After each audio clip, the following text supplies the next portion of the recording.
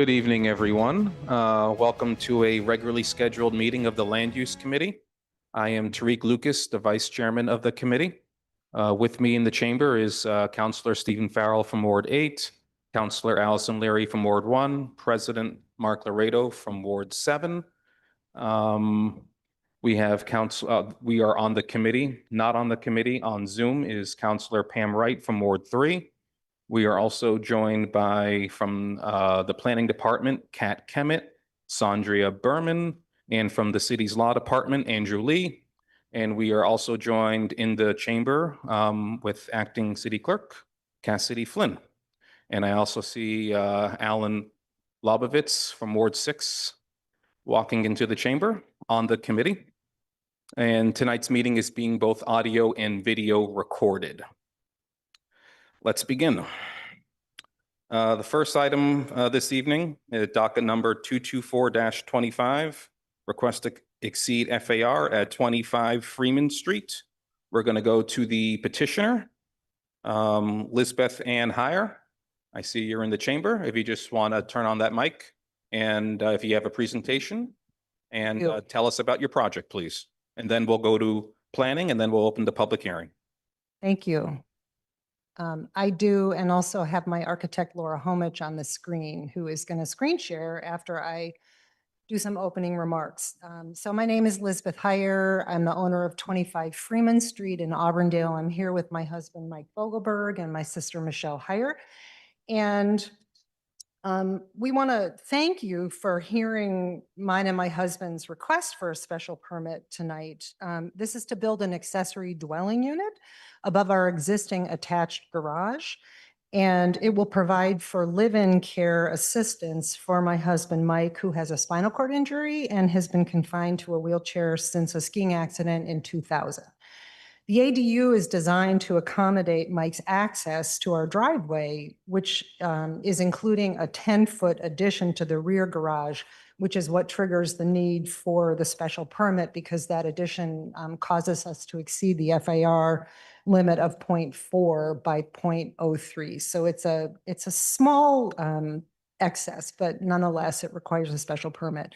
My remarks tonight will really focus on why we're seeking to build the ADU, and in particular, why we need this 10-foot expansion of the garage, which triggers the need for the special permit. And Laura will, she's already got it up there, but she'll walk you through the plans once I'm finished. So very briefly, in explanation, we designed and built our current house in 2006 to accommodate Mike's needs, which is inclusive of an attached garage to provide weather protection for Mike during the lengthy and pretty complicated process of him getting into and out of his wheelchair adapted van. The garage also has an accessible workshop, which is for storage of extra wheelchair parts, and a place for him to work on his wheelchair, which is an ongoing process. It's a necessary component of living with a complex disability, because wheelchairs are often breaking, and thankfully he has the ability to repair his own. So in the 20 years since we built our house, we now find that our family needs substantial and increasing assistance with Mike's daily care. He's here, he can speak to this if you have questions, but I can share that the past few years in particular have been very challenging for Mike and our family. He's had multiple hospitalizations due to living in a wheelchair for so long. It's caused numerous secondary conditions, which include things like pain, muscle spasms, heart stress, blood pressure spikes, and a lot of medication management that comes with managing all of that. And these conditions really limit his ability to be mobile on a regular basis. And it's shortened the periods of time that he can be in his chair, which means that he needs assistance at home for a lot of the time when he can't really be in his chair. And honestly, he's just laying down to manage these conditions, because there's not a lot of other relief that's possible. So we are extremely fortunate that my sister has offered to partner with me in Mike's care. She recently left her job in Cleveland. She worked for the Justice Department for over 20 years, and she recently got a job working for our Attorney General here, and will be moving into the ADU. We plan to alternate our work at home schedules so that one of us can always be at home with Mike if need be. And she can also provide respite care for me when I want to travel or if I need to be away in the evening for work. Also for she and I, aging together in this extended family setting will also benefit both of us as we get older and start to need more care, which we can provide to each other, but also to avoid the isolation that can come from aging at home. So the proposed ADU will add a single residential story and a hipped roof over our garage, including a 237 square foot, 2-story expansion toward the rear yard. And this in particular is what's triggering the need for the special permit, because what it does is it allows us to provide a stair up to the ADU and replace the current wheelchair workshop that's in our existing garage to this expanded location so that we can add an additional parking space, which is necessary for my sister's use of the ADU.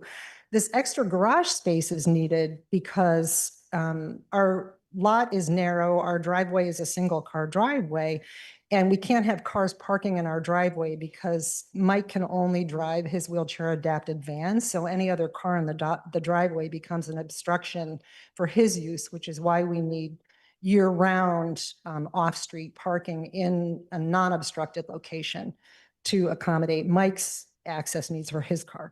So I'm almost finished here. Our current home is very thoughtfully designed. It has a scale and configuration that we think fits really well in the Auburndale neighborhood. And we've been really thoughtful in designing the ADU, and Laura can go into this, to have the least impact on our neighbors who have thankfully expressed support for this ADU. It won't be visible from the street, but still it's efficiently designed with massing and a low-pitched roof and exterior finishes that are going to match the current house.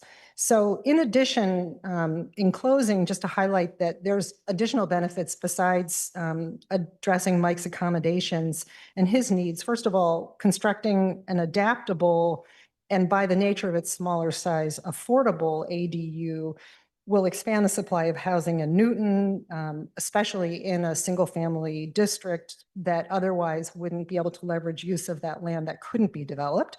Another benefit is that it will certainly increase property taxes and revenue for the city in a way that will have very low impact on the community. And perhaps most significantly, when we do decide to sell our home, which hopefully isn't going to be for a long time, both our primary home, which has an elevator, and the ADU, which will be connected to our house via a second-story connection, will both be accessible. And this in particular will be a tremendous benefit for future families that need accessible housing. We know how important this is. After Mike was hurt, it took us 6 years to figure out where we could go, how we could accommodate our needs. And for us, it finally turned into building a house, but now we're able to provide a ready-made solution for another family that has the kind of needs that our family has. So finally, I just want to share that in addition to needing a special permit, this project also required amendment to an original variance we got to build the garage. In order to locate it on our narrow lot, it violated the side yard setback, and the ZBA recently approved an amendment to that variance to allow a residential use above the garage.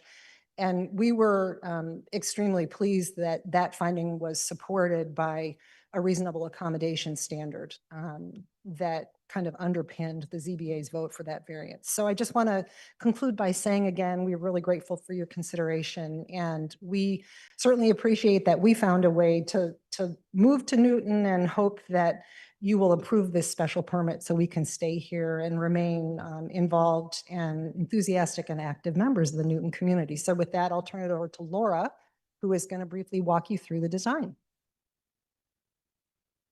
Good evening. I'm Laura Homage, principal at PCA, and assisting Elizabeth and her family with the design and construction documents of this house and this addition. Just going to quickly walk you through the site plan. Freeman Street is right here. Hopefully you can see my cursor. The existing home is this outline right here with the existing garage and the connection that Elizabeth mentioned. And then right here is the footprint of the addition. It's a bit of a small drawing. So this is the plan. As discussed, it's a 3-car garage. Originally, the workshop and area was right here. We are providing the car space within the existing footprint, which ends right here, and then adding on this space in order to get a stair up into the upper level above the garage, the existing garage. Some mechanical space for our heat pumps and hot water heat pumps, as well as relocating the shop to this area right here. As you go up the stairs, you come up this way and you land up at the top, sort of in the middle. Oh, did it stop sharing? No, Or we you can can still. No, we can still see it. My screen changed, so just checking. Where you have a dining, kitchen, living space, continue down a small corridor to all like a bathroom, a half bath that has a full turning radius in it, a guest bedroom, a main bedroom, and then this is the main bedroom suite with a walk-in closet and a full bath, washer and dryer as well. As Elizabeth noted, the existing home, which is beyond this plan, has a lift and elevator in it. And so we're using the breezeway and connecting the two so that there is a visitable path across to the ADU and connecting the two together. This is a depiction of the roof from above.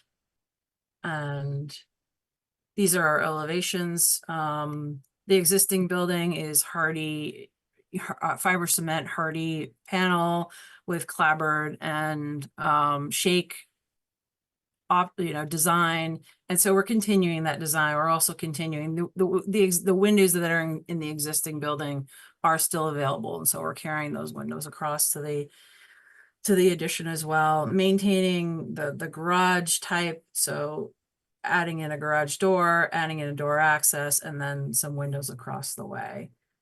Keeping the roof as low as we possibly can with a hip roof. These are sections going through the building, showing the garage at the lower level, the addition up above, the limited roof height that we're proposing. And as you can see from this 3D perspective, this is the highest roof right here. We're in tune and around the same height as the lower roof at the back. The street is out in this area over here. And if there's any questions, let us know.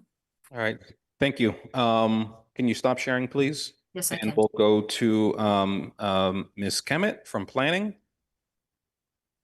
Good evening. Let me just share my screen.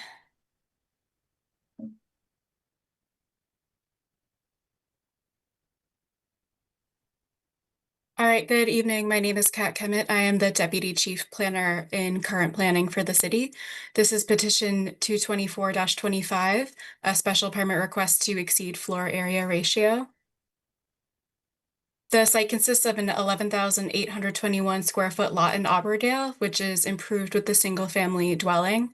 As we heard from the petitioner, the home was built in 2006 with a variance to allow for a reduced side setback to construct an attached garage with the turning radius required for a wheelchair accessible van. The area is residential with mostly single family homes, and the surrounding lots are all zoned SR3. The petitioner is proposing to create a second-story addition over the garage to accommodate a new accessory dwelling unit in the space over the existing garage.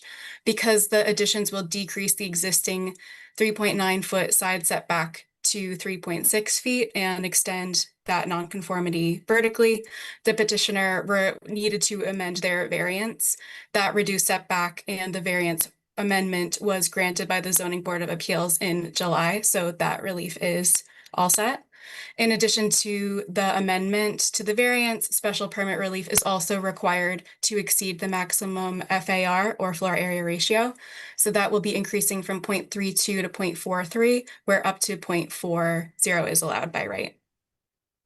When reviewing the request, the council should consider if the site is an appropriate location for the proposed addition, if the addition will adversely affect the neighborhood, if the addition will create a nuisance or serious hazard to vehicles or pedestrians, if access to the site over streets is appropriate for the types and numbers of vehicles involved, and if the increase in floor area ratio is consistent with and not in derogation of the size, scale, and design of other structures in the neighborhood.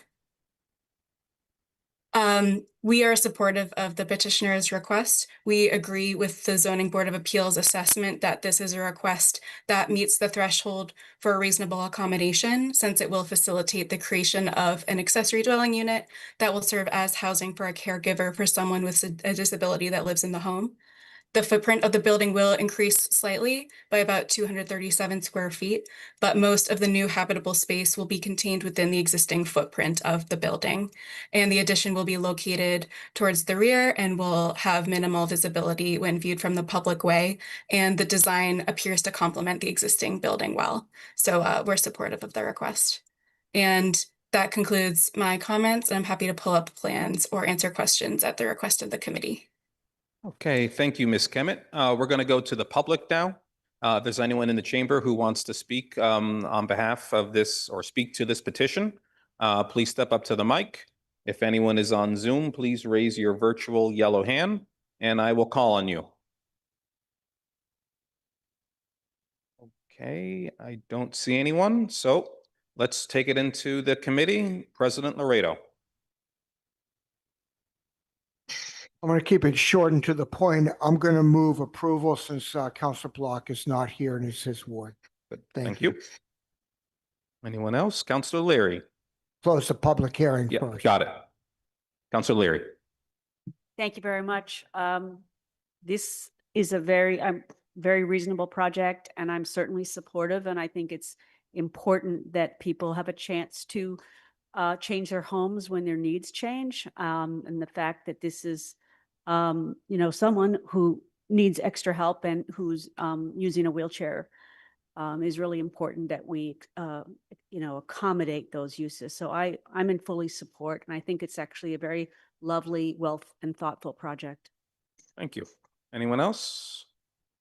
I see no other hands. So we're going to take up Councilor Laredo's motion to close the public hearing. All in favor, please say aye. Aye. Okay, now let's look at a council order. Ms. Kemet. Let me pull that up 1 moment. Hopefully this is an okay size, but for findings for this, we have 1, the site is an appropriate location for the addition that will exceed the maximum FAR because the addition will not be visible from the street. 2, the addition that will exceed FAR as developed and operated will not adversely affect the neighborhood because it is designed to fit in with the context and design of other dwellings in the neighborhood. 3, there will be no nuisance or serious hazard to vehicles or pedestrians created that will by the addition because the curb cut and driveway location will be maintained. Access to the site over streets is appropriate for the types and numbers of vehicles involved. And the increase in FAR from 0.32 to 0.43, where 4 is the maximum allowed by right, is consistent with and not in derogation of the size, scale, and design of other structures in the neighborhood because the new floor area added will be at the rear. An exception is appropriate and reasonable because the accessory dwelling unit resulting from this increase in FAR will provide housing for a caregiver to provide live-in care for a resident with a disability.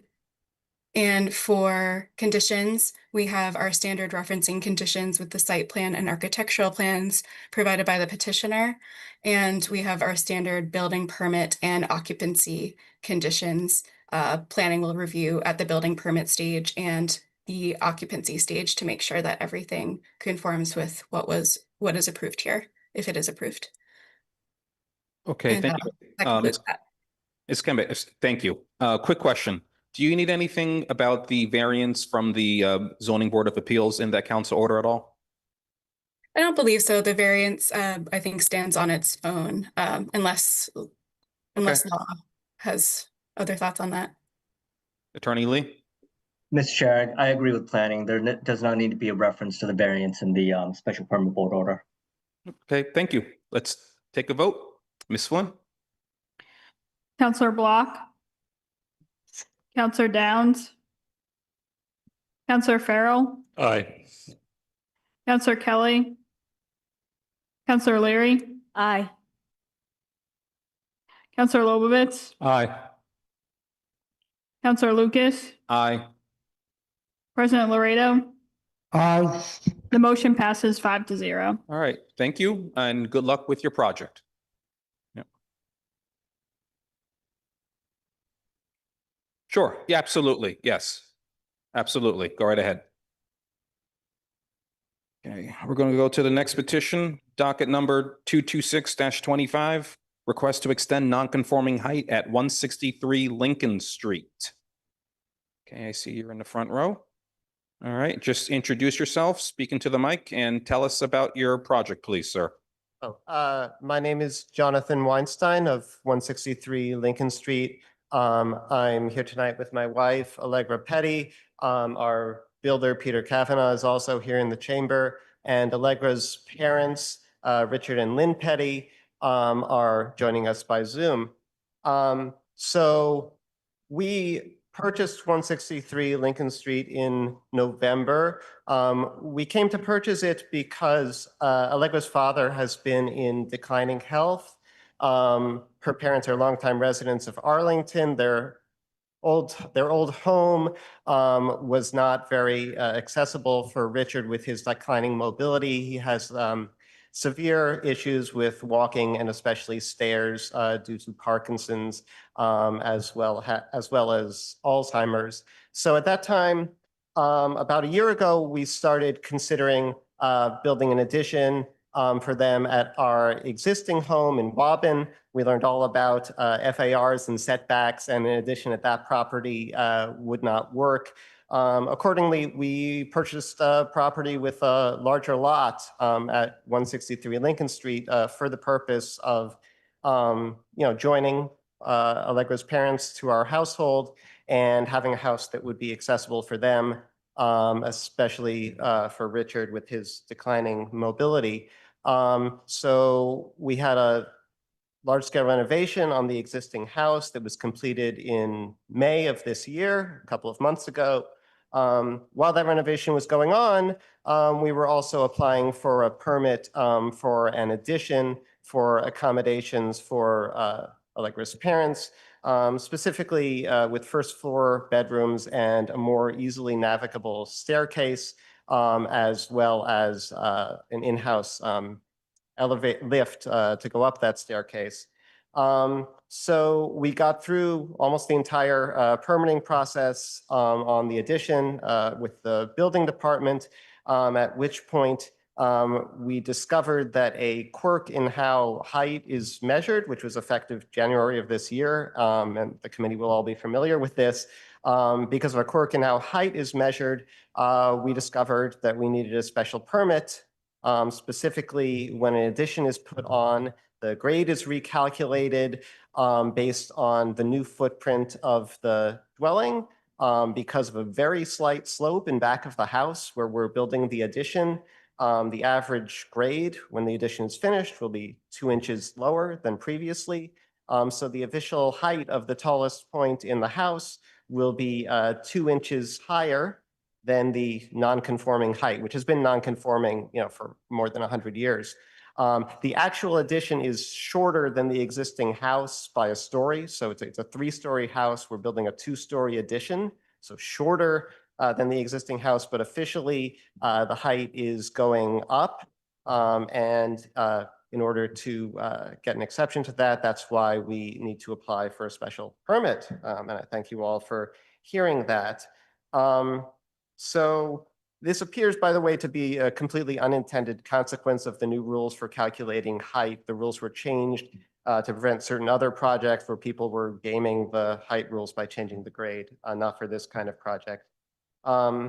So the Planning and Development Committee will speak in a moment, but they've found that the project is otherwise well within all zoning requirements. And I think they'll tell you that the criterion for a special permit is that the non-conforming height is not substantially more detrimental than the existing non-conformity. Since the tallest point in the house is not actually moving from where it's been for 100 years, I think this is satisfied And so I hope that we'll be granted this special permit. And my wife has the laptop over here, and she is sharing the site plan there. It's an 1,100 square feet addition. That's the total area of the 2 floors in the rear of the house. And it's still, far beyond the necessary setbacks. It's a very large area in back, and the new addition will sit on a small piece of it. And we can also show the diagrams. The extended structure will be, look better, I think, from the back even. Okay, but certainly in conformity with the existing structure, nothing that will stand out in the neighborhood. So I think unless there are questions, that's all we have to say, and the planning department will give further details. Okay, thank you very much. We're going to go to planning. Ms. Berman, you're up. Yes. Thank you, Vice Chair Lucas. I'm going to go ahead and share my screen. So I just might need Cassidy to allow me to do so. Oh, can you stop sharing your screen also, please? Okay. And let me go right here. Bear with me there. All right, so hopefully you all can see my screen. I'll go ahead and begin from the beginning. All right. So following up with Mr. Weinstein's comments, this is petition 226-25 at 163 Lincoln Street, which is a request for special permit to construct a 2-story rear addition that will further extend the existing nonconforming height. As you'll see here from the aerial map, the subject property is a 24,185 square foot lot located in a single residence 2 district and situated nearby the Newton Highlands Village Center district. The property is currently improved with a single family dwelling constructed in 1885, and zoning in the immediate area is primarily residential in an SR2 district, but just down the street are business districts associated with the Newton Highlands Village Center. And again, the zoning relief requested is to construct a 2-story rear addition that will further increase the nonconforming height from 38.7 feet to 38.9 feet, where 36 feet is the maximum allowed by right.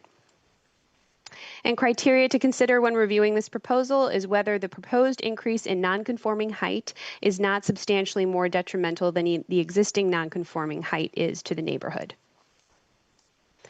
And finally, some considerations. Planning is supportive of this project and notes that the increase in nonconforming height is only a slight increase in the existing nonconforming from 38.7 feet to 38.9 feet, which is approximately 2.4 inches, where 36 feet is the maximum allowed.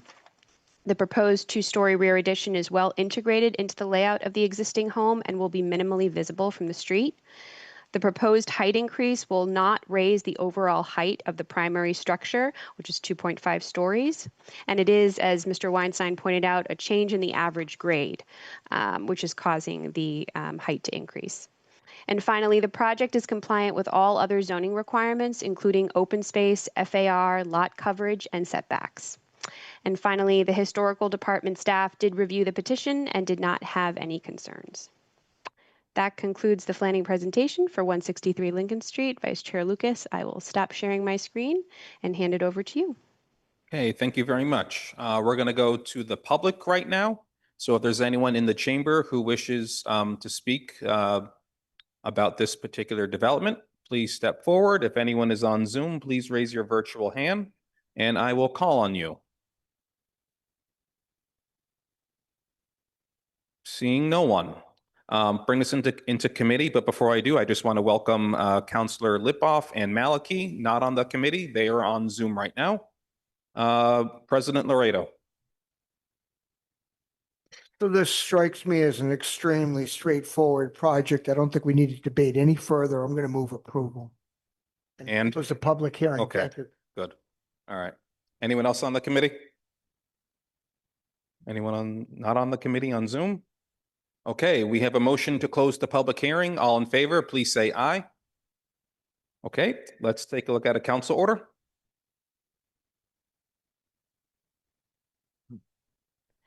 Thank you, Vice Chair Lucas. I'm going to go ahead and share my screen.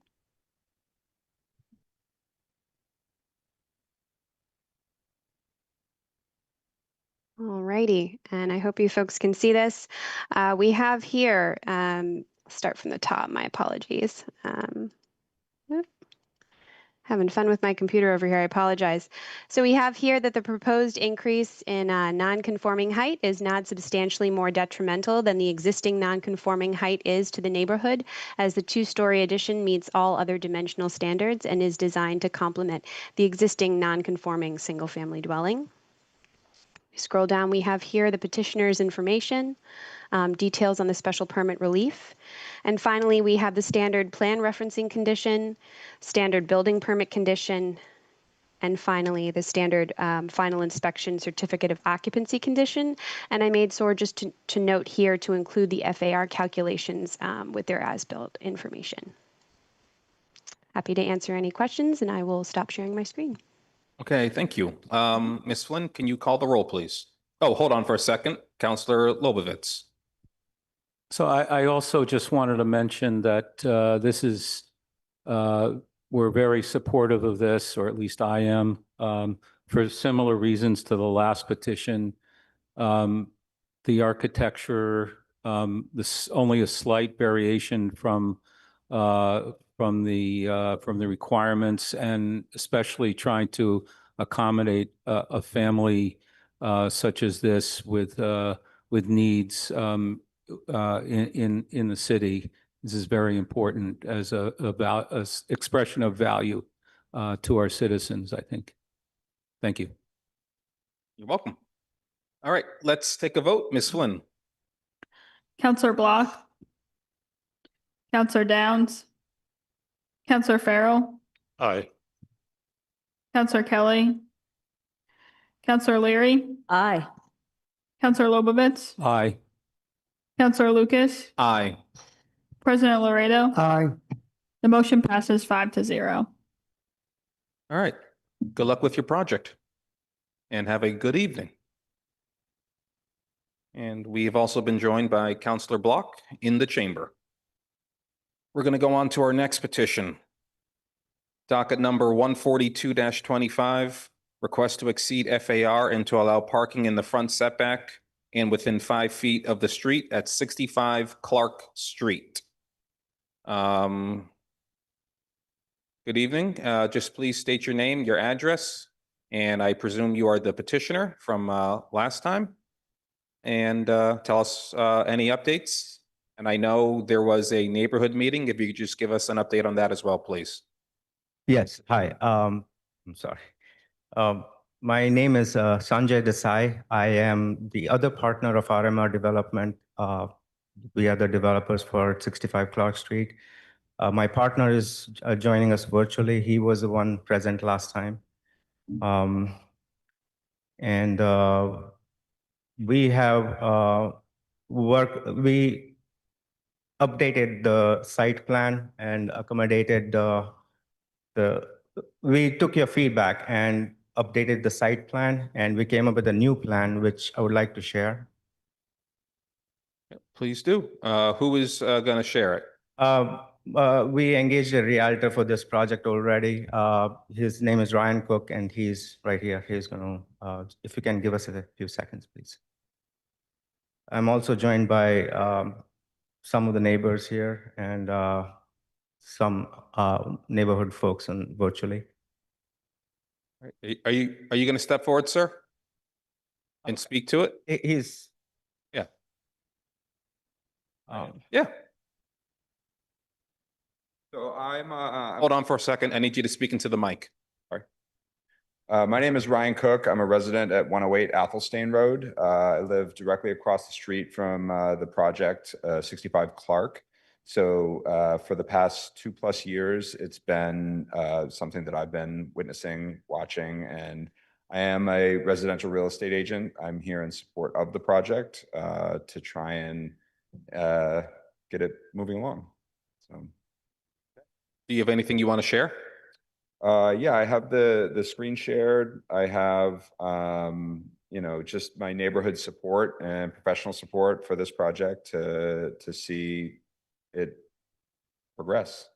Okay, can you show us any updates Certainly. and walk us through the updates? Yep. As I understand, there have been some changes. So, yep. That will make it bigger. So we have, I can. okay, go ahead. So, can you enlarge it a little bit? Can everyone see this?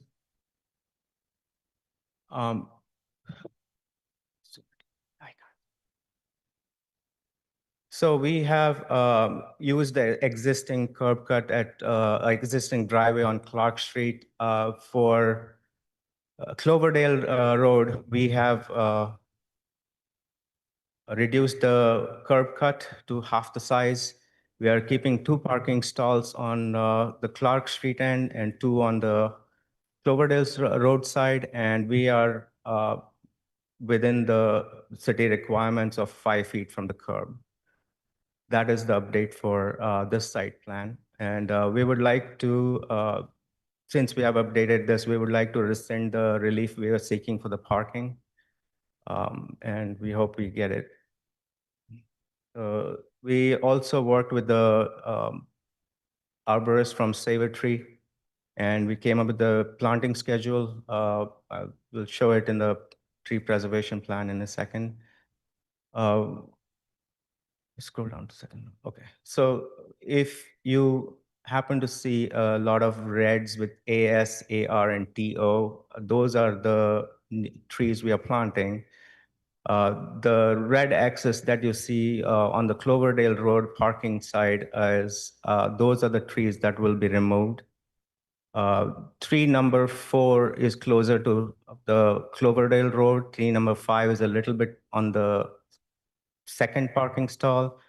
Tree number 7 is going to be replaced with another tree. There were a total of 12 trees, and when this is all approved, we will probably have 20 trees. To address the neighbors' concerns about privacy, we are having all trees that are marked TO near the retaining wall. That is what we are keeping. To address any safety issues, we are willing to work with the neighbors to have any kind of devices, signage, or have a regular upkeep of any kind of growth that is preventing viewing any oncoming traffic.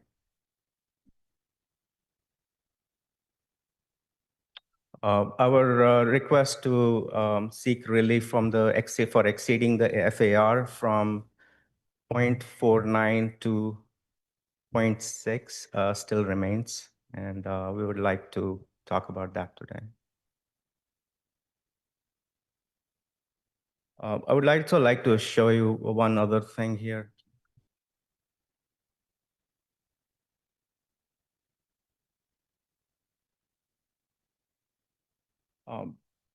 This is a collage of pictures. This was taken yesterday, and this shows the 4 views: the front, the left side elevation, the right side elevation, and the rear elevation. This is the view that Ryan and a few other neighbors that are here have on an everyday basis since 2 years. And we would like to change it to make it appear like this.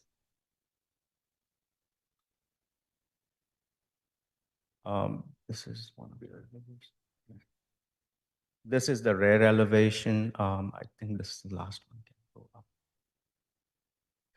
This is the front elevation. The next one will be the right elevation, then the left elevation, and then finally the rear. The color of the house is probably not going to be this. We're going to keep it what it is now, which is white. And this is only for representation purposes. We also spoke to as many neighbors as we could, and to which Ryan is a big help here. And we spoke to as many neighbors as we could. We got a petition in support of our project. They all signed it willingly.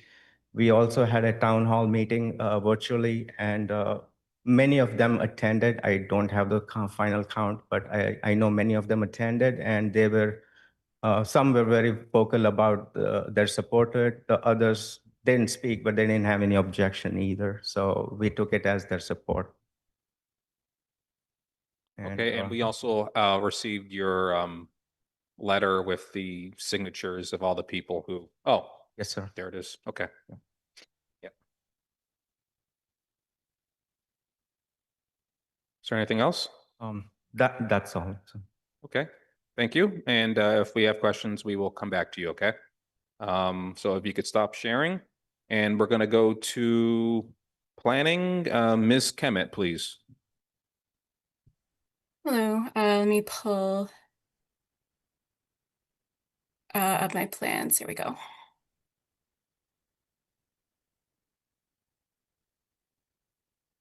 Hello, Kat Kemen again from the Planning Department. This is petition 142-25 for 65 Clark Street. This is a special permit request to exceed FAR and allow parking in the front setback. The public hearing for this petition was opened on May 20th of this year for the petitioner to respond to comments from the committee. The petitioner plans to construct a 2.5-story rear addition, which needs relief for FAR. Originally, the plan was to remove the existing driveway and parking on Clark Street and create a new driveway and parking area on Cloverdale Road with space for 4 parking stalls, which would have been located in the front setback and with some cars within 5 feet of the street. So that relief was required. Since that meeting, the petitioner has provided revised plans, which were just shown, with the addition and need for FAR relief remaining the same. There are some changes, however, to the parking plan.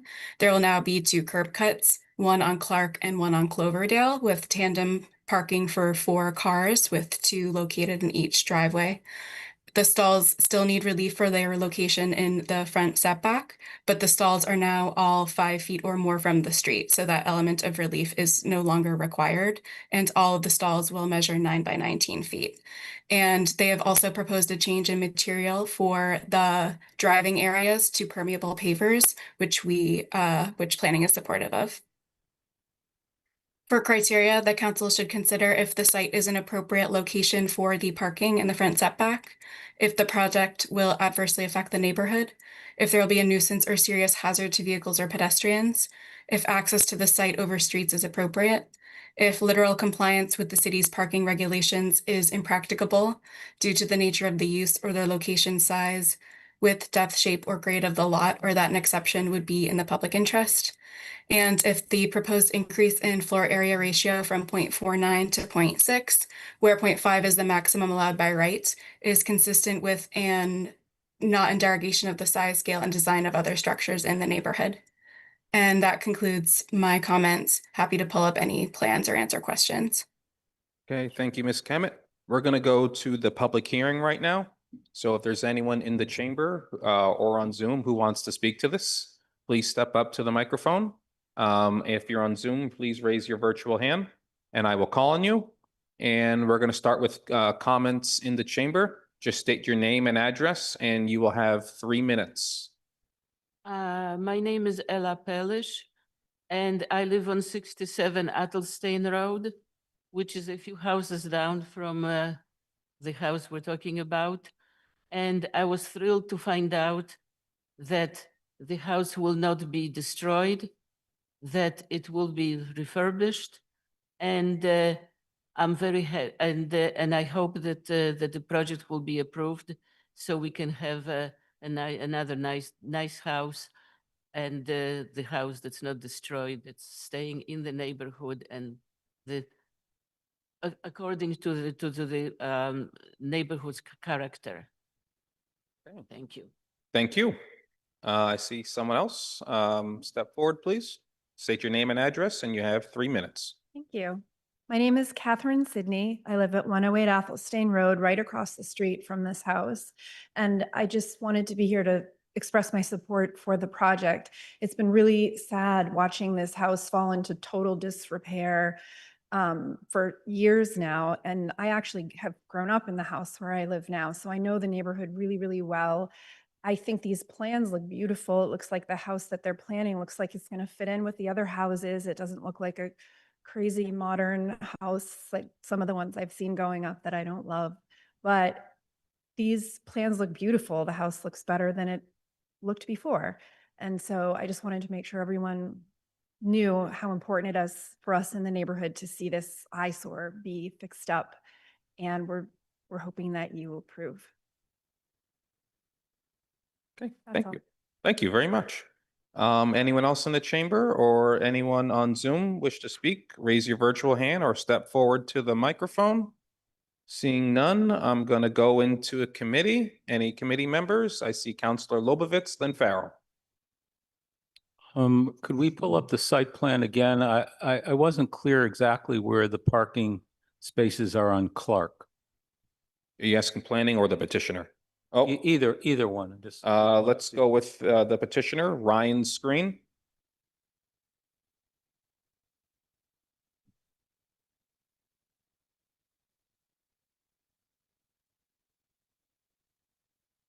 So the where he's moving the pointer, that is the existing driveway, and we are using that for 2 parking stalls. The where he's moving again on the Cloverdale side, those are the other 2. The one before this, we had put all 4 parking stalls in one space, so that looked very congested. So we were very happy when you were open to having 2 curb cuts. So this is the new plan we have. Thank you. Okay, is that it? That's All it right. for now, yeah. Okay. Counselor Farrell, you had your hand up. Thank you, Chair. In that same location and question, there's an elevation change between the street and the backyard, I think of maybe 5 or 6 feet.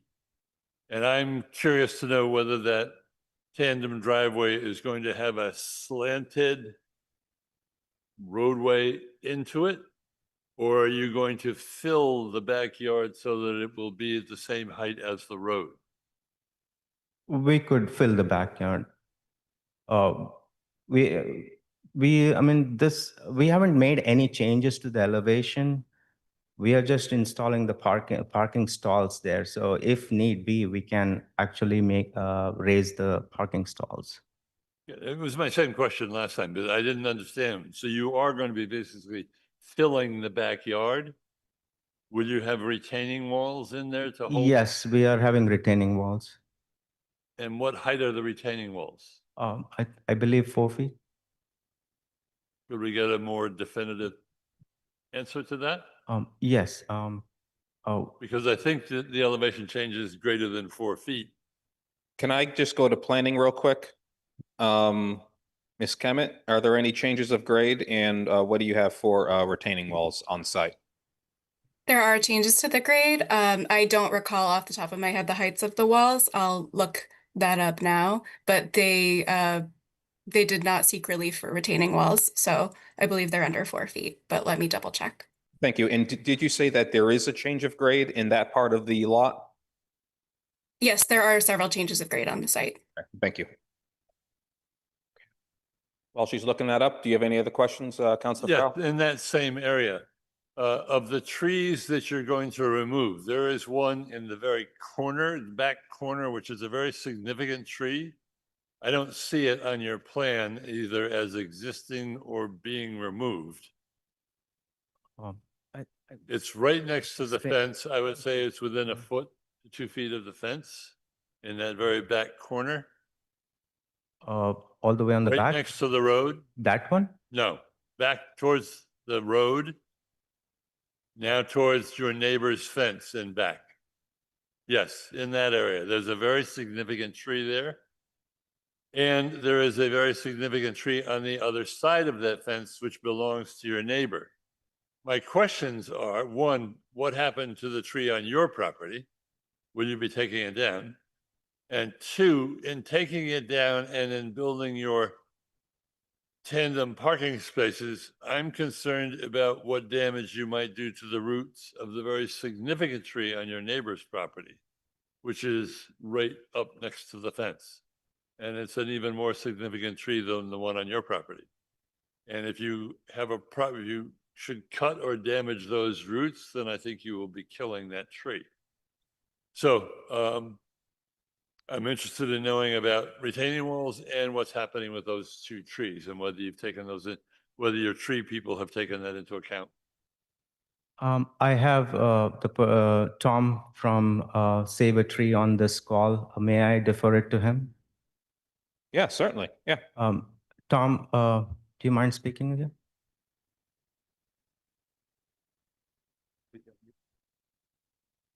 Tom, you there? Which Tom is it? Thomas Miles. Thomas Miles.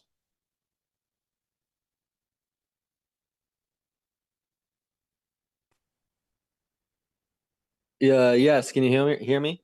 Yes, we can. All right. So the tree that's in the neighbor's property, it does not show up on this plan, but on my tree preservation plan, it does show up. It's at the, I guess, the rear left corner. If you were to move that stylist over to the left, it's over that direction.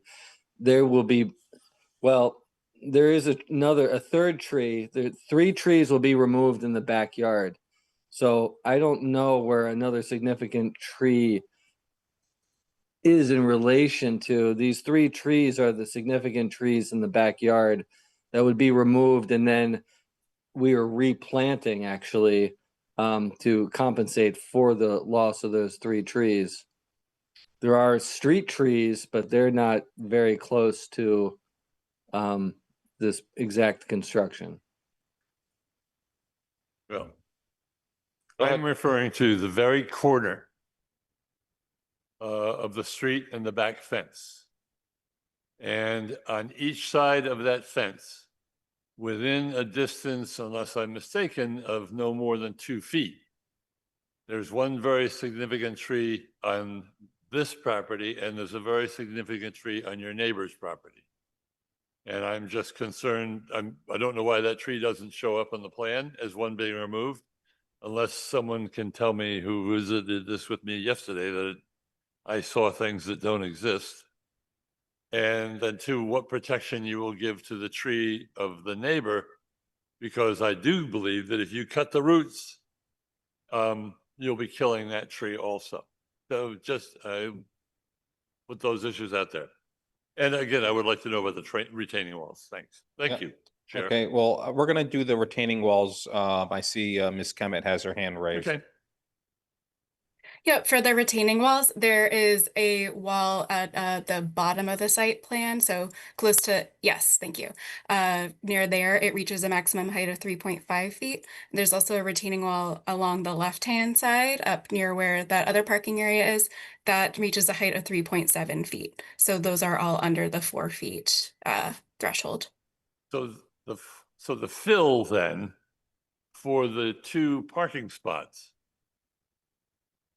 on the side closer to the home, will that be a slope down to the existing backyard, or will there be a retaining wall on that side of the parking platform? If they're filling the land in order to make those parking spaces the same height as the road essentially, then it seems to me within the property, you're going to have, well, I don't know. I'm asking, are you filling the entire yard with fill, or are you just filling where the 2 parking spaces will be? And if that's true, then the side closer to the home, it seems to me, is either going to be very sloped or you're going to have a retaining wall. And I just don't understand that. We are having a retaining wall, and we are going to keep it level with the floor of the ground now.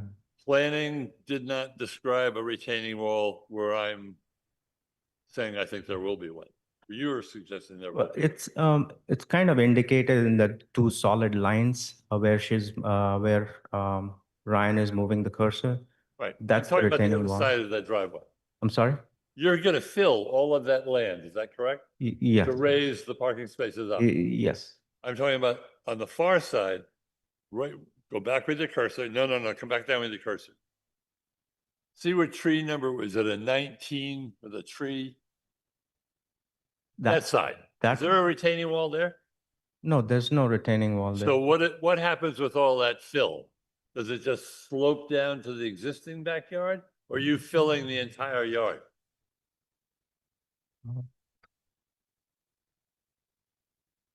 I'm sorry, I don't mean to belabor this, but it's. No, that's all right. No, I think I need my general contractor for this answer. Are they on this call? I believe so. Mr. Will, is that you? Mr. Who? You say Vil? Will, Will? Vill? Vill? Yes.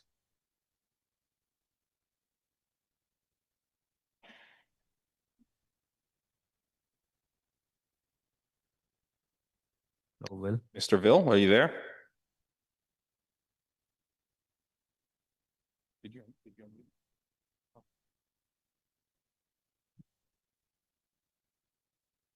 Mr. Vil, you need to unmute. All right, I'm here. Sorry about that. Go ahead. Yes, there is a retaining wall on the back property, and that will be outfield. So the land will be out flat. The retaining wall on the right side and on the rear back of the house. So if I'm understanding, there's going to be a retaining wall that runs from Cloverdale, Yep. where Yeah. that double line is, all the way around. Okay, Is that going to, it looks like it's going to continue Yep. to the right side of the house, all the way down to Clark Street, and it's going to be Okay. a height no greater than 4 feet. That's correct. so you are then not raising No, of the yard on the interior in order for those two parking spaces greater than 4 feet? that's right. It's going to be less than 4 feet, 3.9. Now, the far 3.9. side, I see the retaining wall you're talking, I'm sorry to believe is that on the side, the far side of the parking spaces. Yes, is that going to be a retaining wall? Or are you filling all of the land on the property?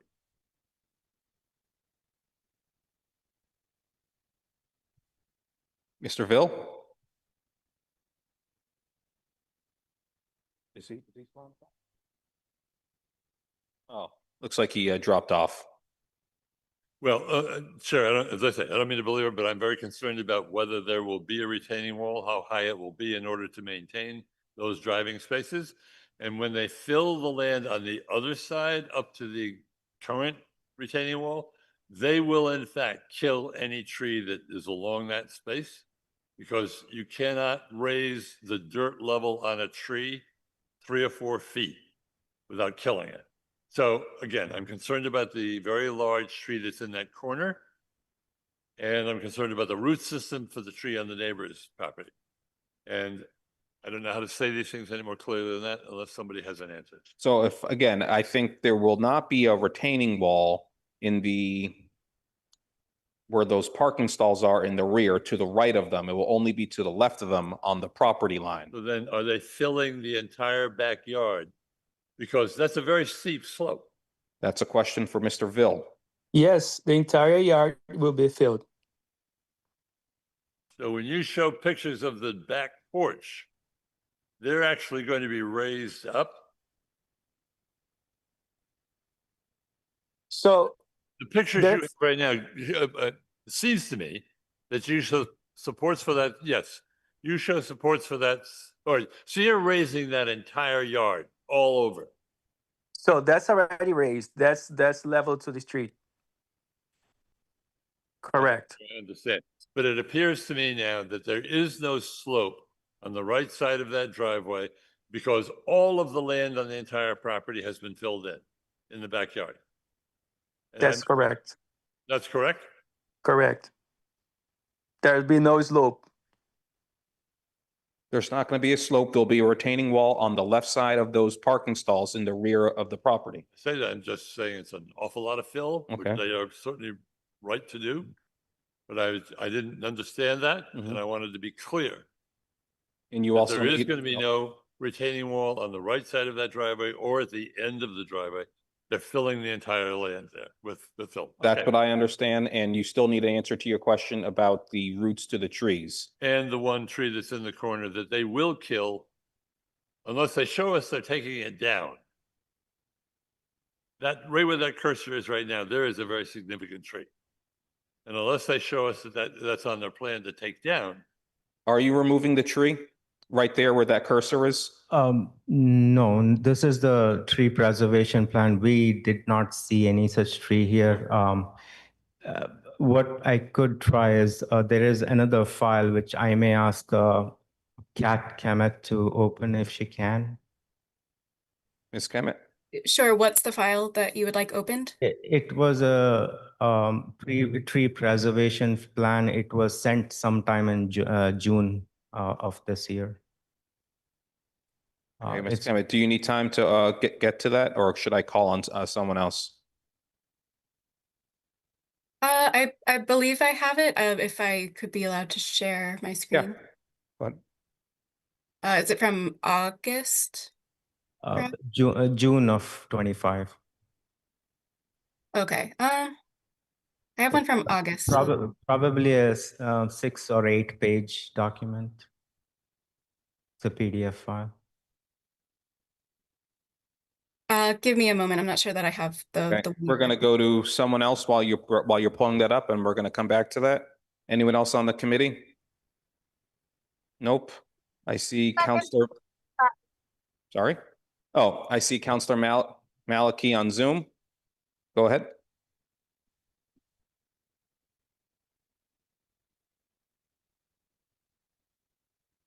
Counselor Maliki? I think. Got it. Okay. Yeah. I'm trying to look at two screens. I also had questions related to the trees, and I'm looking at a tree preservation plan from Save a Tree dated April 3rd, 2024. So I don't know if that is the final one. It does not show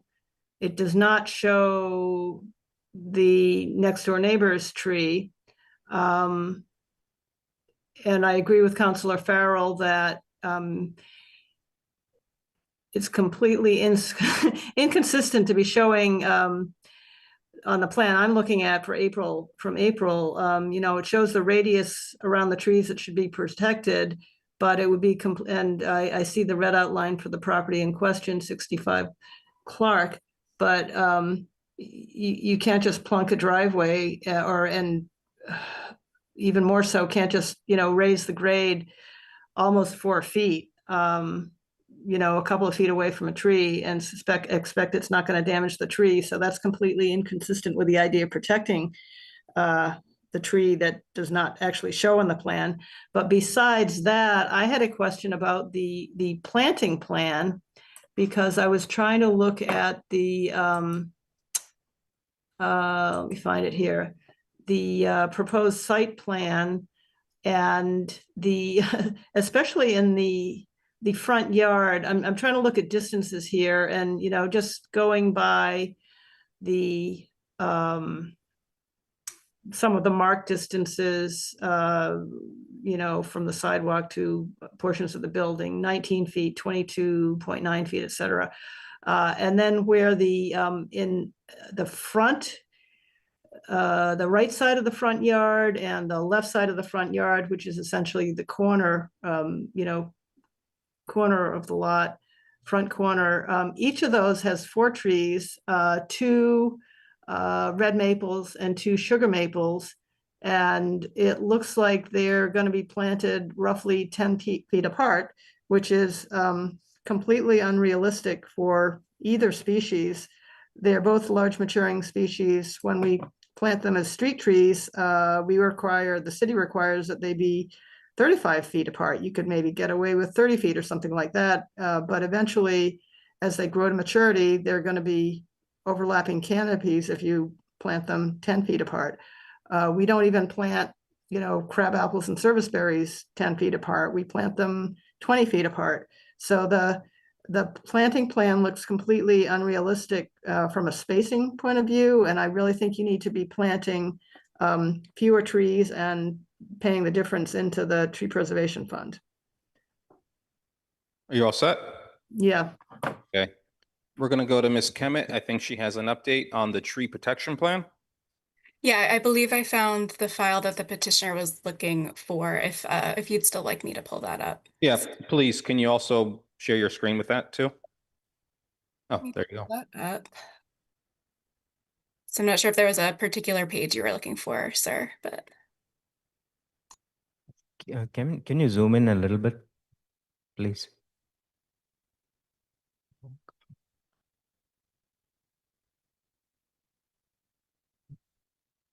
Yeah. Miss Kemet, what date is this from? This is from June 9th of this year. Got it. Was that before the first public hearing or after? It was after. Okay, good. Thank you. Sir, do you want to walk us through this, your tree protection plan? Yes. So if you can scroll up, Kat.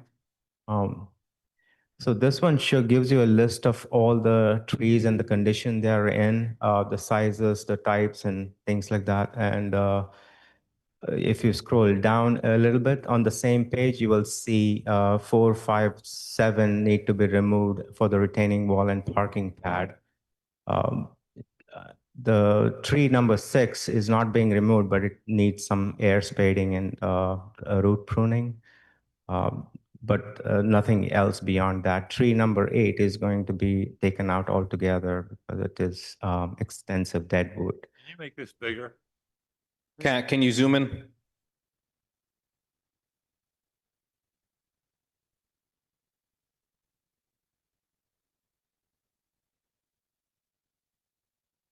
Sure. Whose plan is this? Where's this from? This is what the petitioner submitted back in June. This is from Save a Tree. Can you speak to this anymore? Yes. So I was just waiting. Can you please scroll down, Kat? Some more. Yeah. Okay. So these are the I believe these are the existing trees. If you scroll down a little bit, there's a little thing. The red axis are all removals, and orange line is the air spade, which I believe is a tree number 6.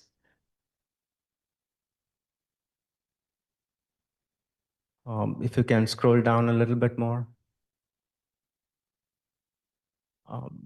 Yeah, so that's based on this, we kind of came up with another planting schedule, and that is what we presented earlier on.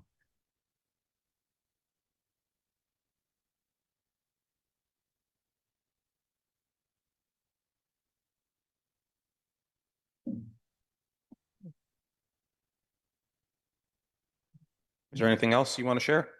No, I think I have only 2 documents, this one and the other one. Okay. I see Councilor Block has his hand up. We're going to go to him. Yes, thank you, Acting Chair. I'm looking at a Google photograph of the property, and Councilor Farrell's absolutely right. There is a tree that's missing from the previous plan, and it did appear that if somebody could just bring back the last slide of the property. Ms. Kemet? Is that possible? Which slide? Sorry, I'm not sure. Well, the slide, the last slide showed a chart of the different trees, and then the slide before it showed the location of the trees with red markings, I think, on the property. Sure, let me see. Just scroll up. That's right. No, that's it. So Okay. I think the tree that's right next to the number 4. That's that red X there. That does exist.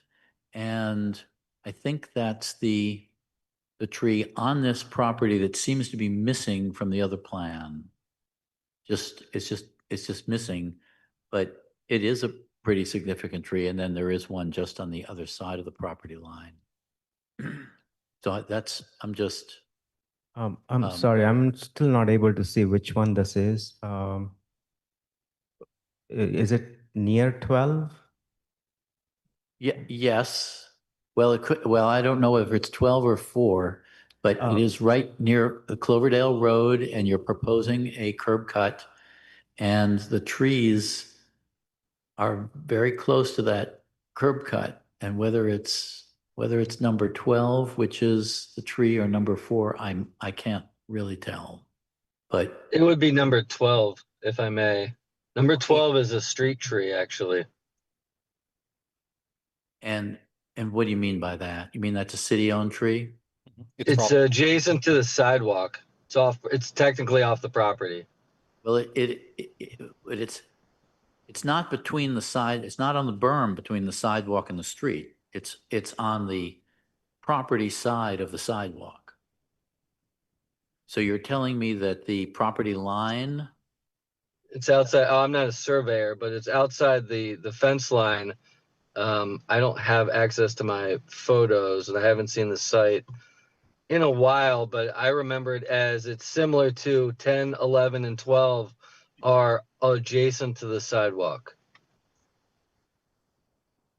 well, So we have, I beg to differ. I think 11, I think 10 and 11, I'm looking at the photo right now of the property.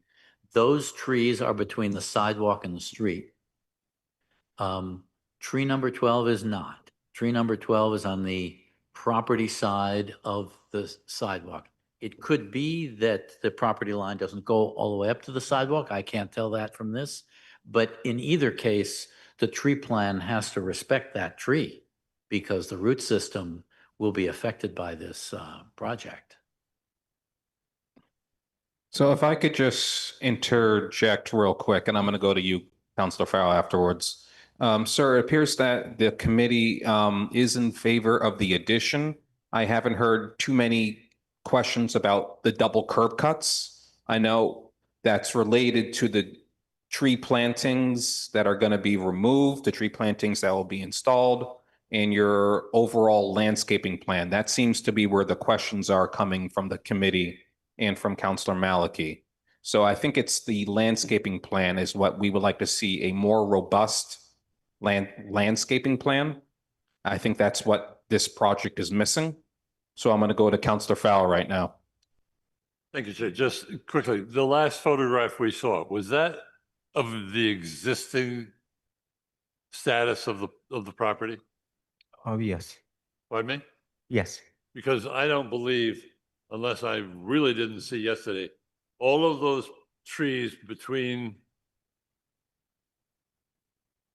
the east side of the house and the street, they no longer exist. There aren't any trees there, unless, can my councilor colleagues who were there with me yesterday, do you remember any trees being on that side of the house? I just think all of those trees have been removed already. Have you removed any trees? No, we removed some bushes, I think. That's about it. And it was not just me. I told him to just clean up the landscape. I think he took some shrubs out. But the trees on the backside and the sides of the house, nothing was touched. I think this house renovation is great. I know the neighbors would like it to happen and happen soon. I just think there is some differences of opinion about what exists right now. And if it's appropriate, I'd like to put this on hold. Okay. We're going to go to Councilor Lobovitz. I'm just looking for some guidance here. This is under the tree plan is under the purview of land use in terms of our decisions. The special permit on is. this. The tree protection plan, I believe, needs to be signed off by Mark Welsh, I believe. Right. So it is possible to pass this on the with a condition that the tree plan be approved subsequent to the vote? I'm just looking for guidance. Yep. Well, I'm hearing two different things. I'm hearing Councilor Farrell would like to hold this. I understand. You would like to potentially approve this subject to second call? I'm asking if that's possible. Yes. You can request that we approve this subject to second call. I would like to have more discussions in committee before we Sure. do that. Just If anyone else wants to. Sure. Are you all set? Yeah, just a clarification on procedure. Thank you. You call him Mr. Lee? Hold please? on. I see Attorney Lee has his hand up. Thank you, Mr. Vice Chair. So I just want to clarify, and it's something that all the councils already know. The tree protection plan has to be approved by Mark Welch, our tree warden, pursuant to our tree ordinance. So even if the plan that you're looking at right now is deficient in some way, it cannot be approved until Mark Welch actually goes, sees all the trees, make sure there's a protection plan, not just for the trees on site, but also trees that are on abutting property that could be affected pursuant to the standards in our tree ordinance. So just wanted to again clarify and make everyone aware that no matter what, the owner is going to have to comply with the tree ordinance, regardless of what the land use committee does tonight. Okay. So that could be a condition or is a condition? It is a condition. An Yes. assumed condition Yes. of the approval. Thank you. It will be approved by Mark Welsh afterwards if we approve this, if the full council approves this. We're going to go Leary, then Laredo. Thank you very much. That was actually my question about where the city's tree permit was pulled. Oftentimes, it seems that we get that information ahead of this hearing. So I'm surprised. Oh, you can't hear me very well? Is that better? Okay, so I wasn't speaking into it. Okay. I was just saying about the tree permit that that Mark does. Usually, I thought we get that ahead of time so that we can see that. And I think that's where the confusion is, because I'm looking here and there and there's nothing about the trees except for the applicant's arborist who is doing this. And they are replacing, they are planting up to 20 trees. Is that correct? Yes. Up to 20 trees. I took a total count, yeah. I just want to say that Councillor Maliki had mentioned that that's a large density of large trees. You have sugar maples, which are grow quite large. So I think there needs to be some consideration about the room for these trees to mature. And I think you've got a lovely number. You got a red maple, the sugar maple, and a white cedar. And I know that you were removing mostly Norway maples, but I'm not sure. And some of them were Norway maples on the side. It sounds like you're going in the right direction. I would like to approve this as well, but I would like to see the tree permit and have Mark sign off on that so that we're all clear on what's being removed, what's being planted. And if some changes can be made to it regarding, I think Councillor Maliki made a good point about perhaps they should be paying into the tree fund for some of these trees. There may not be room. And I would like to hear Mark's take on that. Okay. Have you had any conversations with Mark Welsh, the city's tree warden? No, I don't think so. Yeah. All right. I'm sorry. My partner, he may have had, but I will have to check with him. If he's on the call, we can ask him right now. Okay. We're going to go to Laredo, Maliki, Lobovitz. Well, look, folks, we've been at this now for 50 minutes with a lot of speculation, okay? Ms. Kemet, could you oversee talking to the petitioner offline, having a conversation with Mark Welsh, and getting a sense of what they're doing here and whether he thinks it passes muster or not? Doesn't have to be precise, but if you give us a general feel, then we're going to have, I think, a much higher comfort level getting this through, not getting caught up in the full council. And we should be able to get this done at the next land use meeting. I don't think it's going to take very long. And we'll get it approved. And that would be my expectation. I think this is the driveway was a big issue. You've resolved the driveway to everyone's satisfaction. Let's get some basic answers as to what's getting done here. Make sure it makes sense and we'll move on. But otherwise, I just see us having a lengthy debate at the full council over speculation what trees are going to be like, and that makes no sense whatsoever. So let's get our data and then get it done. I'm going to move to hold the item. And I'm sorry, it's Councilor Lovis's ward. Forgive me. Go ahead. No. Yeah. It's already been moved to hold. Okay, Like, we're gonna, are you all Like set? Counselor Farrell. Okay, Mal- I'll second that. Maliki, Lobovitz, then we'll take up Counselor Rado's motion. Excuse me. Hold on, we have 2 Counselor seconds. Maliki. Yes, I would just ask that when the petitioner contacts Mark Welch or the Mr. Miles, is it from the Save a Tree? The tree protection plan needs to show the abutters trees. It needs to make clear that there's going to be, whether it's raising, lowering, what any grade changes that are going to be happening, and it should show the dimensions of the front yard, because the, plunking four large maturing trees on each side of the front yard. So I'm looking at it on street view. It looks like room for one tree. And, Mark can take care of that later. If he says only one tree is reasonable to do, he can collect the money later, but he can't fix the problem with the grade changes affecting the abutters tree. And that needs to be reviewed and assured of protection of that tree before the design is approved. Thanks. All right, thank you. Counselor Lobovitz. So Counselor Maliki covered everything that I Okay. wanted to say. Thank you. All right, Counselor Farrell, did you want to get a last word? Quickly, Chairman, thank you. I agree completely with President Laredo. I just would like to make the point that these are the 3 issues that I broached the first time we listened to this. The parking spaces, would the land be raised, and those 2 trees. I would like Mark Laredo to look at the picture, which is purported to be the tree situation right now and what exists. And I stand to be corrected, but I don't think I will be. Thank you very much, Chair. I really would like to move to postpone, whatever. Hold. Thank you. Yes. Okay. No other hands raised. Counselor Laredo made a motion to hold. Can we do that on a voice vote? All in favor, please say aye. Aye. Aye. Motion passes. The item is held. Please be in contact with Mark Welsh and Planning, sir. Okay? Thank you. Thank you.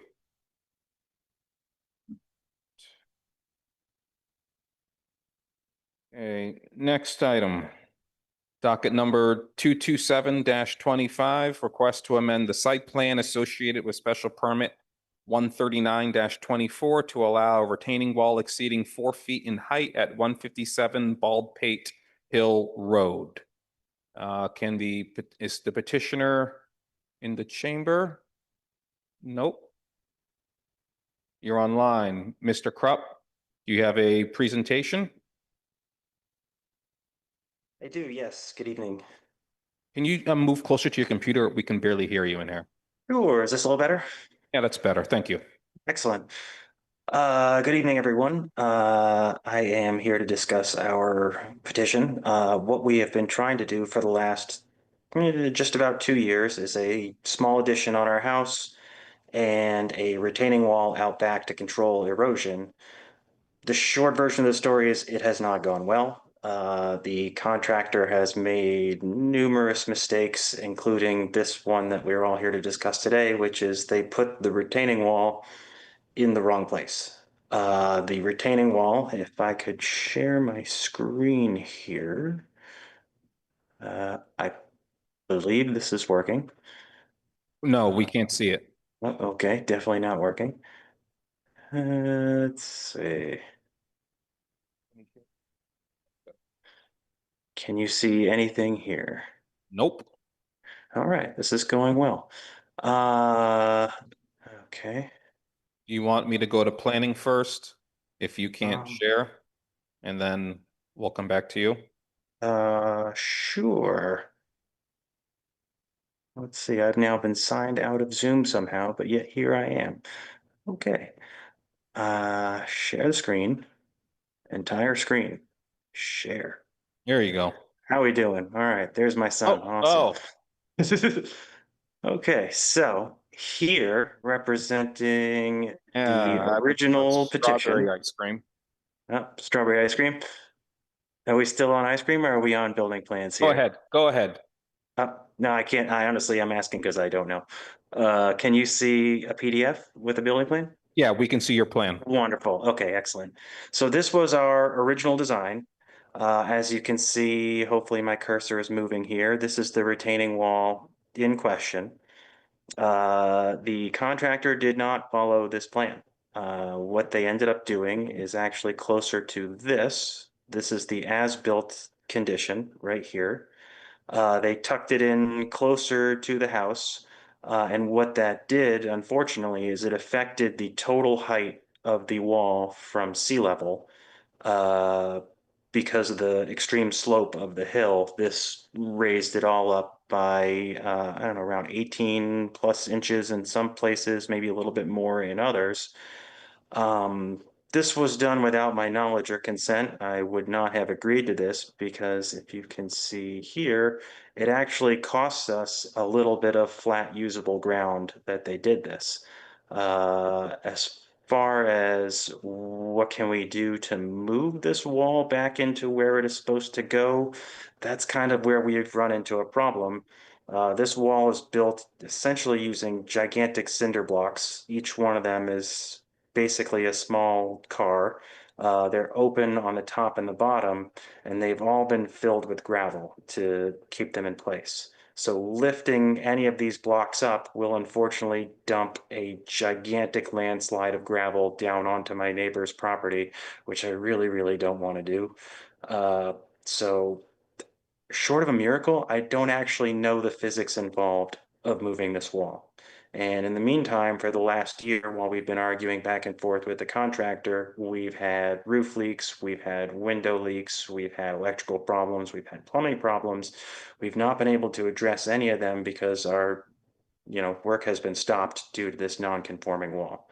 So today I'm here to offer apologies for this mistake and to give a mea culpa, but we really would very much like to see this construction move forward, and that is going to require amending the special permit to accept the as-built conditions of this wall. There is another little minor change to the original plan, which I will show you here, being the original plan. Right here, we have a little bit of an extra overhang. Well, it doesn't exist yet. We are trying to have a little bit of an extra overhang just to keep snow and ice off of these stairs because my kids will be using them and I really am concerned for their safety.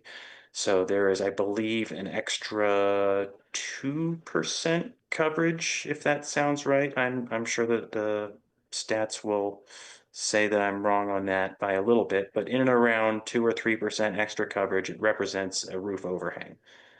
So between those two things, that is what we are seeking relief for. Okay, are you all set? I am. Now, Okay, if I could I'm figure gonna out how ask- to relinquish this. I'm going to ask you to stop sharing your screen. And then we're going to go to planning and Ms. Berman. Okay. Yes, I will go ahead and share my screen once Mr. Krupp is able to take down his share screen. I'm given the option to share again or nothing. Okay, Am I think out? that might Am have I out? worked. I'm out. All right. You're Sweet. out. Thank you, Ms. Flynn. Thank you, Mr. Krupp. All right, then. Let me go ahead and share my screen. Thank you for your patience. So we have here just a few comments from the planning department. Again, Sandria Berman for current planning, City of Newton. And we have here a request for a special permit site plan approval to supersede a previous special permit to construct a retaining wall over 4 feet in height and to further increase a non-conforming lot area. As you'll see here from the aerial map, the subject property is located in a single residence 1 district. It's a 16,048 square foot lot, and it's situated in the Oak Hill neighborhood. The property is currently improved with a single family dwelling that was constructed in 1984, and the zoning in the immediate area is primarily residential in an SR1 district with single family homes on similarly sized lots. And in terms of the zoning relief, the petitioner proposes to increase the height of the retaining wall at the rear of the property from the initially approved height range of 0 to 5.8 feet to a range of 2.2 feet to 8.4 feet high. And in addition, the petitioner also proposes to further increase the non-conforming lot coverage to 23.5% from the previously approved 21%, where 20% is the maximum allowed by right. And down here, you'll see as well, we're carrying over zoning relief that was granted from the previous permit 139-24 to further extend the non-conforming FAR from 0.35, which was existing, to 0.40, where 0.30 was the maximum allowed by right. And finally here, criteria to consider when reviewing this proposal, that the proposed increase in non-conforming lot coverage is not substantially more detrimental than the existing non-conforming lot coverage is to the neighborhood, that the lot presents challenging topography which limits the use of the property such that it couldn't be improved without the implementation of this retaining wall over 4 feet in height, that the proposed retaining wall over 4 feet in height will not adversely impact an adjacent property, the neighborhood, or the public, and finally, that the proposed retaining wall over 4 feet in height is the minimum structure necessary to allow for the subject property to be reasonably utilized. In terms of the planning analysis, we do support this project because the proposed increase to the retaining wall height is due to the challenging topography of the lot and the safety and the stability of the retaining wall.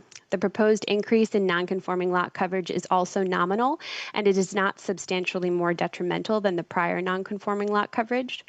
The proposed request for a superseding order includes relief from the prior permit as well to further extend the existing non-conforming FAR to 0.40 from the existing 0.35, where 0.30 is the maximum allowed. And finally, that the lot remains compliant with other zoning requirements, including setbacks, frontage, open space, and minimum lot area.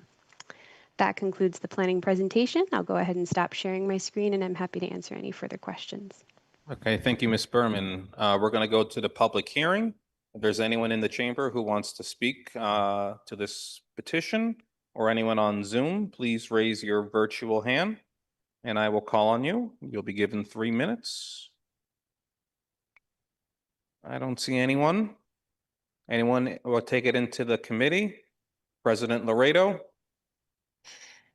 So I want to, this seems to me pretty straightforward, but I just want to make sure I understand everything. We approved a special permit, or I think we did. Builder built something that wasn't quite in compliance. Homeowner stuck with that.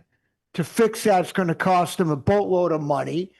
From what I can see, this is a sloped property in the back as part of Baldpate Hill Road. Whether you have a 4-foot retaining wall or an 8-foot retaining wall, it's not going to affect anybody but you and your family.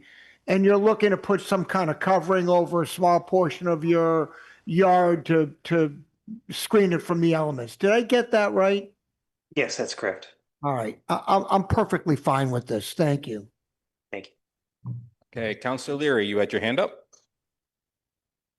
Yes, Councilor Laredo had cleared up some of that ambiguity. So this wall is built now, as is.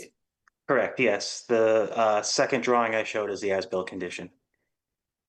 Okay, so I just wanted to, so it's there now. A mistake was made, and there's not a lot that we can do about it, it sounds like. So I think that this needs to get approved as well. I agree. Councilor Farrell. Thank you, Chair. This is an extremely difficult piece of property. It doesn't slope off the back, it falls off. And if there was a mistake made and this is what's necessary to correct it, I agree that it should move forward. And when appropriate, I'd like to call to close the public hearing and to move to accept this plan. Thank you. Anyone else on the committee? Seeing none? Councilor Farrell has made a motion to close the public hearing. All in favor, please say aye. Aye. Ayes have it. Public hearing is closed. Let's take a look at a council order. Ms. Berman. Okay, thank you, Vice Chair Lucas. I'm going to go ahead and share my screen. Okay, me know if you can't see that. So we see here, this is going to be a superseding order, which just basically means that we are amending the previous special permit to be inclusive of this retaining wall and the increase in non-conforming lot coverage, while also carrying over the increase in non-conforming FAR. So we have here the proposed increase in lot coverage is not substantially more detrimental than the existing non-conforming lot coverage to the neighborhood, as the size and scale of the lot and principal structure is commensurate with abutting lots and principal structures, that the lot presents challenging topography which limits the use of the property such that it could not be improved without the implementation of the retaining walls over 4 feet in height to adequately maintain a level portion of the rear lot with a significant downward slope. The proposed retaining walls over 4 feet in height will not adversely impact adjacent property, the neighborhood, or the public. And finally, that the proposed retaining walls over 4 feet in height is the minimum structure necessary to allow a subject property to be reasonably utilized. We have here the petitioner's information. We specify here the relief that is being granted, and we have here the FAR inclusive of the retaining wall relief as well as the non-conforming lot coverage. And here we have our standard conditions, which are the plan referencing condition, the standard building permit condition, and finally the standard occupancy and final inspection condition, which is inclusive of that FAR calculation down here under 3A. Happy to answer any questions, and I'll go ahead and stop sharing my screen. Okay, let's take a vote. Ms. Flynn, call the roll. Counselor Block, Aye. Counselor Downs, Counselor Farrell, Aye. Counselor Kelly, Counselor Leary, Aye. Counselor Lobovitz, Aye. Counselor Lucas, Aye. President Laredo. Aye. The motion passes 6-0. Okay, thank you very much, and good luck with your renovations, Mr. Krupp. Thank you very much. Okay, moving on to the next petition. Request to amend special permit 127-16 to waive 5 additional parking stalls at 288 Walnut Street. And I see the petitioners are in the chamber. So if you just want to speak into the mic, introduce yourselves, give your addresses, and tell us about your project. Sounds good. Good evening, everyone. I'm Janet Ham, Director of Tiny World Newtonville. This is the location at 288 Walnut Street. We have been opening doors in 2020, running the place for about 5 years now. We received the permission, a special permission on the first place for about 60 children. And right now we are here tonight to do the request to do the addition of 20 children with the permission, 5 more stalls at the parking lot. I have the presenter for the projects and basically the person who's been in charge of doing surveys and some kind of research for this new petition. Thank you. Good evening, all. My name is Stephanie Hung. I'm Tiny World Newtonville's operations coordinator. As you may know, Tiny World Newtonville is a licensed daycare in the heart of Newton Village. Can you speak into the mic? Could just lower it. Can you hear me now? Yeah, it's Okay, sorry about that. That's all right. As I was just saying, my name is Stephanie Hung. I'm Tiny World Newtonville's operations coordinator. As you may know, Tiny World Newtonville is a licensed daycare in the heart of Newton Village Center. Since opening under special permit 127-16 in 2020, we've served up to 60 children with 12 dedicated staff, delivering early childhood education with the focus on safety, inclusivity, and community engagement. Tiny World Newtonville has proudly served Newton families for many years, offering high quality care and early education for children ages 2 months to 5 years, 10 months. We're proud to have dedicated teachers that create a safe, nurturing, and joyful environment where children grow, explore, and build the social, emotional, and academic skills that prepare them for a lifelong success. Our hours of operation are from 7:30 to 5:30 p.m. Monday through Friday. And as mentioned, we're located on in 288 Walnut Street. As our neighborhood's demand for trusted childcare grows, we're committed to expanding thoughtfully. We propose to welcome up to 80 children and 13 staff, an increase aligned closely with our mission and the needs of Newtonville families. This expansion necessitates an amendment of our permit to allow a waiver of 5 additional parking spaces for a total waiver of 10 stalls, including those needed for drop-off and pickup. The plan is to increase our preschool classrooms to full capacity without making any changes to our current infrastructure. If I could just share my screen, I do have a couple of things to present. Right ahead.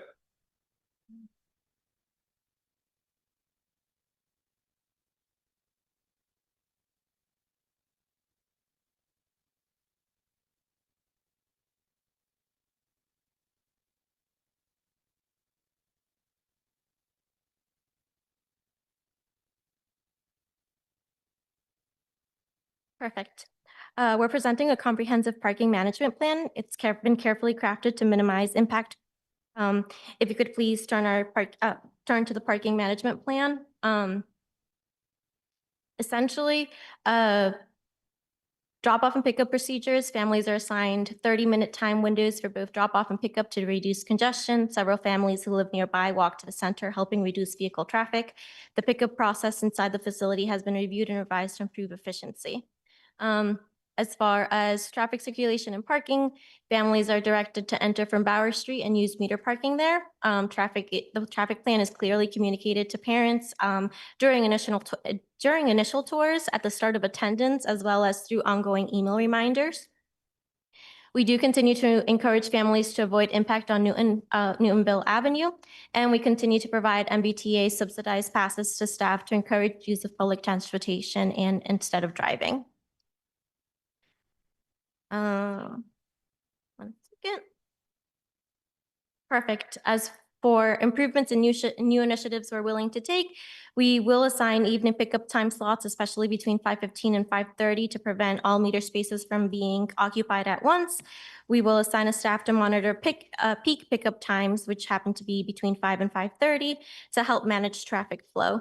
We'll also coordinate with other building tenants to avoid overlapping peak activity periods, and we'll promote walking and biking for families who live nearby. We'll also, if permitted, of course, encourage use of alternate parking areas. As for carpooling and ride sharing, while not yet implemented, we will begin encouraging families and staff members to consider carpooling if necessary, if possible. Now, if you could please turn to a survey we conducted. Give me 1 second.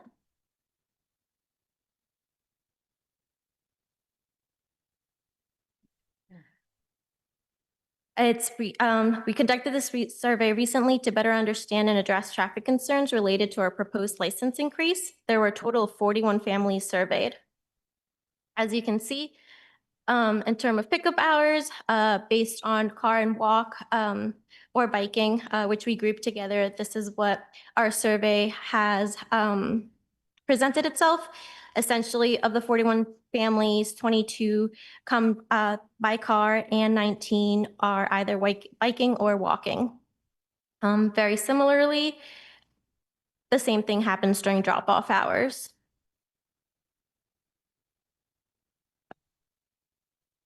In our survey, we also asked about parking meter availability. As you can see, majority of our families do find parking meters available. And we also asked about times to take for timeframes it takes for drop-off and pickups. We did, our survey showed that about 18 families took about 5 minutes, 5 to 10 minutes, and so on and so forth. To break our findings further, 54% of our families use cars for transportation, 46% of our families walk or bike, which significantly reduces traffic load. And just a side note, over 50% of our children are actually siblings, reducing our family count as well. The projected impact from expansion, 20 additional children, we expect roughly 15 to 18 additional car trips per day, spread primarily across 90 minutes in the morning, 60 minutes in the evening. These trips do remain staggered due to assigned time slots. Parking turnover remains high, with most families spending less than 10 minutes on site. And of course, we offer the MBTA subsidized passing for staff to encourage public transportation, and as well as the initiative of carpooling and ride sharing. Lastly, I have a little conclusion here, if that's okay. That's perfectly all right. Give me 1 second. And just as important, this request is in harmony with the Village Center's vibrant, walkable character and supports public welfare, enabling more children to access quality care without displacing families or overburdening neighborhood infrastructure. We're committed to maintaining landscaping, safety standards, and compliance with all relevant procedures or protections.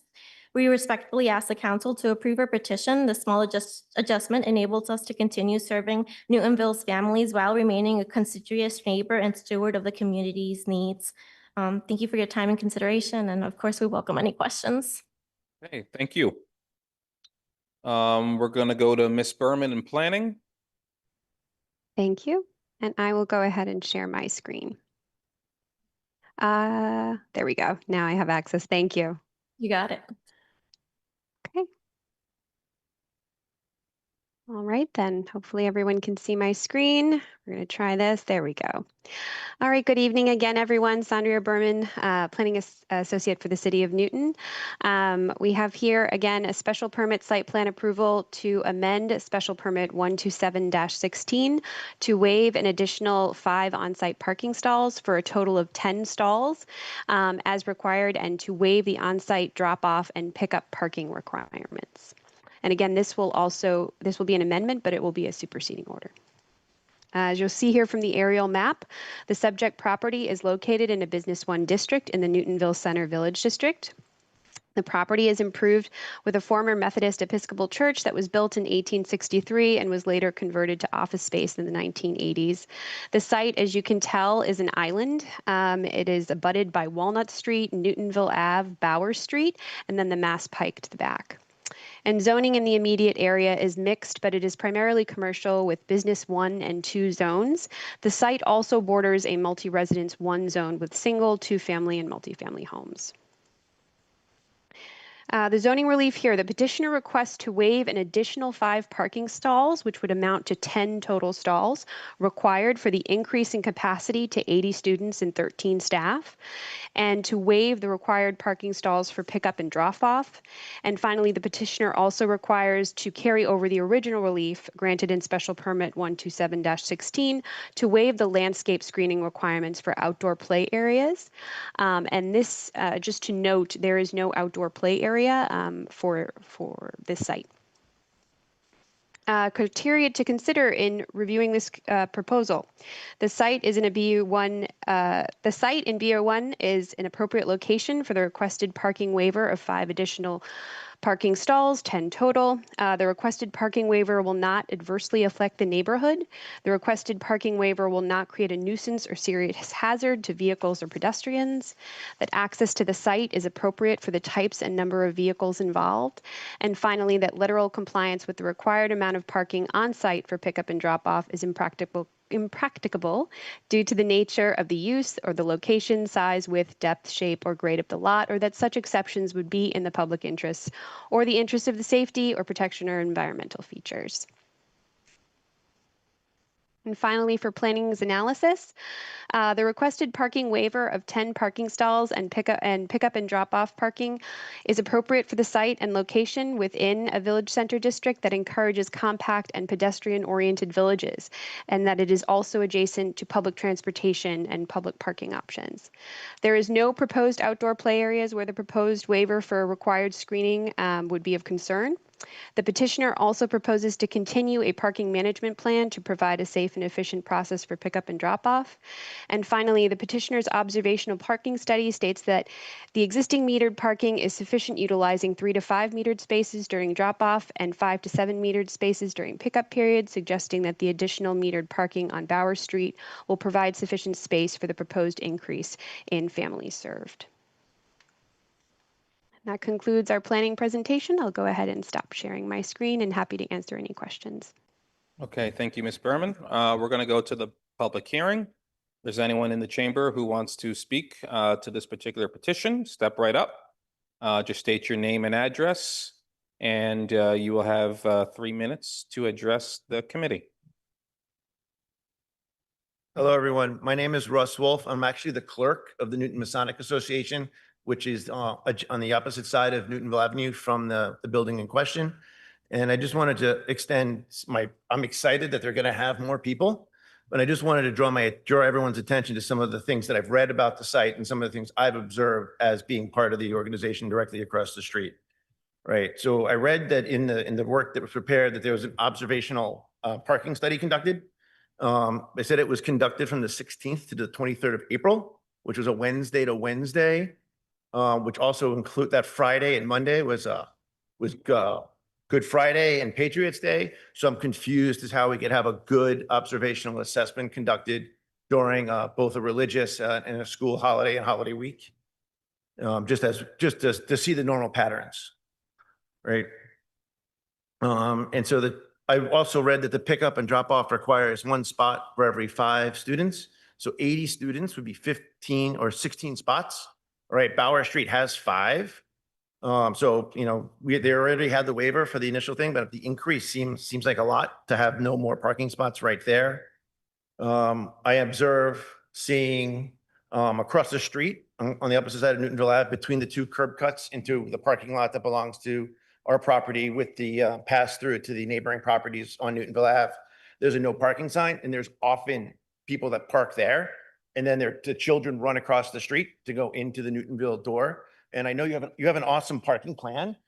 I don't see it being enforced by the owners of the facility to help encourage the parents to have their children get back and forth across Newtonville Ave safely. The crosswalk's just up the street, and they're often running between the 2 curb cuts of our parking lot. And I also occasionally, when I'm there between 4:30 and 6 o'clock, as our events start to happen for the evening, there will be people that are clearly parked in our parking lot that has lots of no parking signs, and all the parking spots they reserved. And when you approach them and ask them, the common response is, 1, I didn't see the signs, which is really hard to believe. And 2 is, I didn't know I couldn't do that. And so I truly believe you tell them to do that. And how do we work together so that we can have not have kids running across Newtonville Ave? And I truly believe by getting the 20 more student spots, that's not going to be 20 families. It's not going to be 20 cars. I know that, right? It's going to be a smaller amount of people added to this stuff. But I just want to see this happen safely for everyone. And, you know, to the point that those 5 spots on Bauer Ave, how do we put signs up that say nobody can park there except for pickup and drop off during their windows, right? Because that's to maximize the use of the 5 spots that don't have to cross the street, right? So we want to do this. We want to see it happen. I just want to see it happen safely for everyone. Thank you. Thank you. Just at 3 minutes. Anyone else in the chamber? All set? Okay, we're going to go to Zoom. Suzanne Succarello, sorry. No, that's okay. It's not easy. Again, my name is Suzanne Cucurullo. I'm a resident at 120 Otis Street in Newtonville. I'm also a member of the Newtonville Area Council. And so as a result, I have been watching what's been going on in Newtonville very closely. And I am concerned about additional parking considerations in Newtonville, especially given the approval of the Swedenborgen Church property, which will be a multifamily unit right around the corner, as well as the senior center, which also is expecting to use the on-street parking as well as the Austin Street parking and the Walnut Street parking that this same request is saying that they would like to use. I am if any of you are ever in Newtonville right now, you already know it's almost impossible to get parking in the morning and the evenings. So to allow for 1 additional staff member and 20 additional children at an already congested area is a major concern. Okay. Thank you. John Pelletier. Thank you, Counselor. Good evening. My name is John Pelletier, 103 Madison Ave, representing the 103 Madison Ave Condo Association this evening. Unlike some places, I can see the entrance right from my back porch in the morning and evening. And I'll just say this is great. It's been such a joy to see since we moved to this specific location 2 years ago. Such a joy to see the kids in the morning and the afternoon. Coming and going, it always adds a little bit of vibrancy to this little corner of Newtonville. I have no concerns with the parking. Again, observing, we sit on our porch quite frequently. No issues that I've noticed. Every once in a while, I think I agree with the Mason's observation. There's probably 1 or 2 folks that kind of park on the Mason's lot. I think that's in general for Down Under Yoga and some of the other places in the area, unfortunately. But in general, traffic hasn't been an issue that I've observed. The parking hasn't been any worse or better. In fact, there's usually plenty of open spots on Bauer Street, even if you go a couple spaces down. So I think this is a great project. Really want to commend the management plan, really want to commend the ability to continue having subsidized passes for your staff and for biking and walking. As a board member of Bike Newton, please feel free to reach out. We're more than happy to speak to families if you have if they have concerns about biking to your location. We're more than happy to help them get to that site at any point in time and work with even work with your students. We do training for the schools as well. So more than happy for that. But I'd like to give my full support for this project. Thank you. All right, thank you, Mr. Pelletier. Anyone else on Zoom or in the chamber? Harry Sanders. I'm the owner of Newtonville Depot, 74 through 86 Bowers Street, and also 435 through 439 Newtonville Ave. And also Nixon Insurance Company has added in on being in support of the waiving of the 5 parking spaces. We have a good working relationship. They're very organized, they're very courteous, and we stand to support the waiving of the additional 5 spots. Thank you. Thank you, Mr. Sanders. Anyone else on Zoom? Anyone else on Zoom or in the chamber? Nope. Let's take it into the committee. Councilor Leary. Thank you very much. I also believe it's really important to support our small businesses, and daycare is a really important resource for families. And to have one where so many people can walk and bike is really important. I know they've been there for a number of years. I see the kids I guess they go up to Cabot School to the park up there. So overall, I think I would like to make this work, but I do have a few concerns. In particular, I hear from the Masonic Lodge folks about continued frustration with people from the daycare parking in their facility or idling in their facility. And now that they have been in place since the first special permit, which was a number of years ago, I think however they're communicating to parents is not enough. They need to make up their game a bit. I remember when I went to yoga by the Bertucci's lot in Newton Corner, when you walk in, there was a big sign right in front of you that said, "Do not park in the Bertucci lot or you will get towed." And that was the first thing you saw when you walked in. So perhaps among other things, better signage would be really important because they're not getting the message that is clear. Bauer Street, there's actually, I think, about 15 spaces there. And that is actually my go-to place to park because, again, you can always find a space there. I love that they have a staggered pickup time and that they've gone and went to the effort to do a traffic plan. I noticed that when I was reading my packet, that there's a fair number of people that do walk and bike there, and I commend that very much. I was wondering if they have, for their 13 staff, do you have dedicated parking for your full-time staff? Do they know exactly where they're going to park? Yes, our staff have paid parking from us. It's a private, what's it called? Essentially, we have 9 to 12 staff members on a given day. Can you speak into it? And also, if you could speak slowly, that would be very helpful. You're Can a you hear fast me? talker. I am. I apologize. Yeah. Can you hear me? I can hear you, yeah. Okay, awesome. So we, on a given day, we have anywhere between 9 to 12 staff members, and they have dedicated private leased parking spots. Where are those slots? I believe we presented that information. Essentially,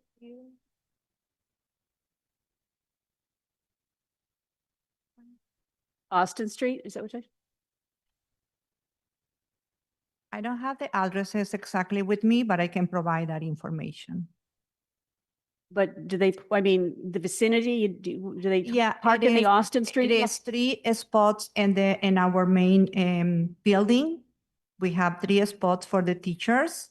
And in the areas, we have spots on different buildings. Okay, so Mhm. your teachers that are there full-time for the whole day do have a place to park? Yes, they do. Okay, that's good to know. I was wondering, I think could you remind me again what the date of the traffic survey was? That did come up. So the observation or the study? Yes, That was conducted in April. I believe the dates were April 16th to the 23rd. okay. So that was over a holiday weekend? Correct. The surveys Okay. are more recent initiative. We did that, I want to say all of July, we started late June, early July. Okay. So I guess what I'm asking is that you have a very clear plan that you could share with this committee about how you're letting parents know the specifics about how they drop off their student. I know you just said everything, but from what I've been hearing, especially from the Masonic Lodge, that it's not getting through to the parents, that they're still violating those rules and parking or idling where they're not supposed to be. And they're also not necessarily dropping their kids off Bowers Street. They're crossing Newtonville Ave, which is concerning. I don't know if that happens very often. But I just want to make sure that you're doing a number of redundant ways that you're letting parents know We where email they parents park. about once a week. And we, with this survey, we've heard their feedback and we've kind of made it more of a point to talk to them and let them know. Apart from emailing and talking to them verbally, we can't necessarily stop them from being like, hey, don't do this. There's no one to monitor. There's no signs that state like, hey, don't go through Newtonville or Bowers or whatever the There are no signs, is that what you said about? We don't have, there is no public signs, but we. Can you speak into the mic? Yeah. Yes. We send the families emails reminding them about the right procedure by, going through Bauer Street and use the parking meters because, we introduce this information once they come for a tour, once they register the children, and definitely send them constantly emails, making sure they understand what is the procedure for parking. And do you have can you put up a prominent sign where they come in that they would see clearly? Do you have that up already, or is that something you could put up? We put it up by email. We send them emails. Yeah, but I mean, as they walk in. outside. We're in the church building. Right, I know you're so in the church building. Are you suggesting we put a sign like outside the entrance or? I'm suggesting you put a sign where it's most appropriate, where people would see it, probably as they walk into the foyer or as they're dropping their, if that's I've never been into your part of the building, so just something that would be very highly visible and people would see it. That's what I'm asking. We'd have to talk to our landlords, but that's a possibility, yeah. Okay, well, I hope that can happen. The one other thing I'm going to ask to put in the condition is that you use Republic Services and you only have a trash dumpster, which is in violation of our private haulers ordinance. If you're a hauler, in this case, Republic Services offers trash pickup, they also have to put a recycling cart or a recycling dumpster there as well. You can't just do trash. So I'm going to ask that's in the order of conditions on this special permit. Sure, and we'll need to make sure the landlord allow us to have more space for that, containers as well. Yes, it doesn't have to be a dumpster. You have a pretty small dumpster there anyway. There is room for another small dumpster or 2 recycling carts, Yeah. whatever works for you. I We- noticed you had cardboard out there kind of sitting beside it. We can definitely request the landlord to get the approval for that. Okay, so that's great. I think I really am glad that you're expanding your business and that you're providing more services to Newton residents. I just want to make sure that you're impacting the parking and idling with to the abutting properties. That's my concern. Yes. Thank you very much. Okay, thank you, Councilor Leary. President Laredo? So look, I'm really fine with this. I think it's great that you're expanding a daycare. We always need daycare services in this city. It's a valuable thing. You're also quite near a village center, so you can provide opportunities for lots of people to get there pretty readily. I do want to echo what my colleague from Ward 1 said about the notification to the parents. That really is something that's within your control. It's no different than a restaurant which has a parking lot next door where the landlord there says, do not park in our parking lot. You put very prominent signs to your patrons that say, if you park there, they're going to tow you or they're going to take other action. And people get that after a while. It's actually easier for you folks because these are your parents who are there every day. So it's just a matter of common courtesy.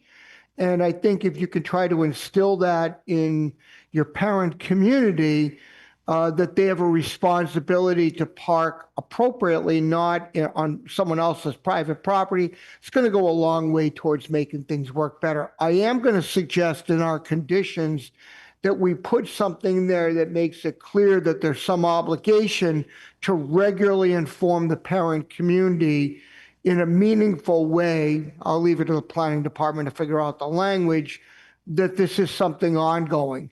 And otherwise, I just wish you complete success, okay? Thank you so much. Thank you.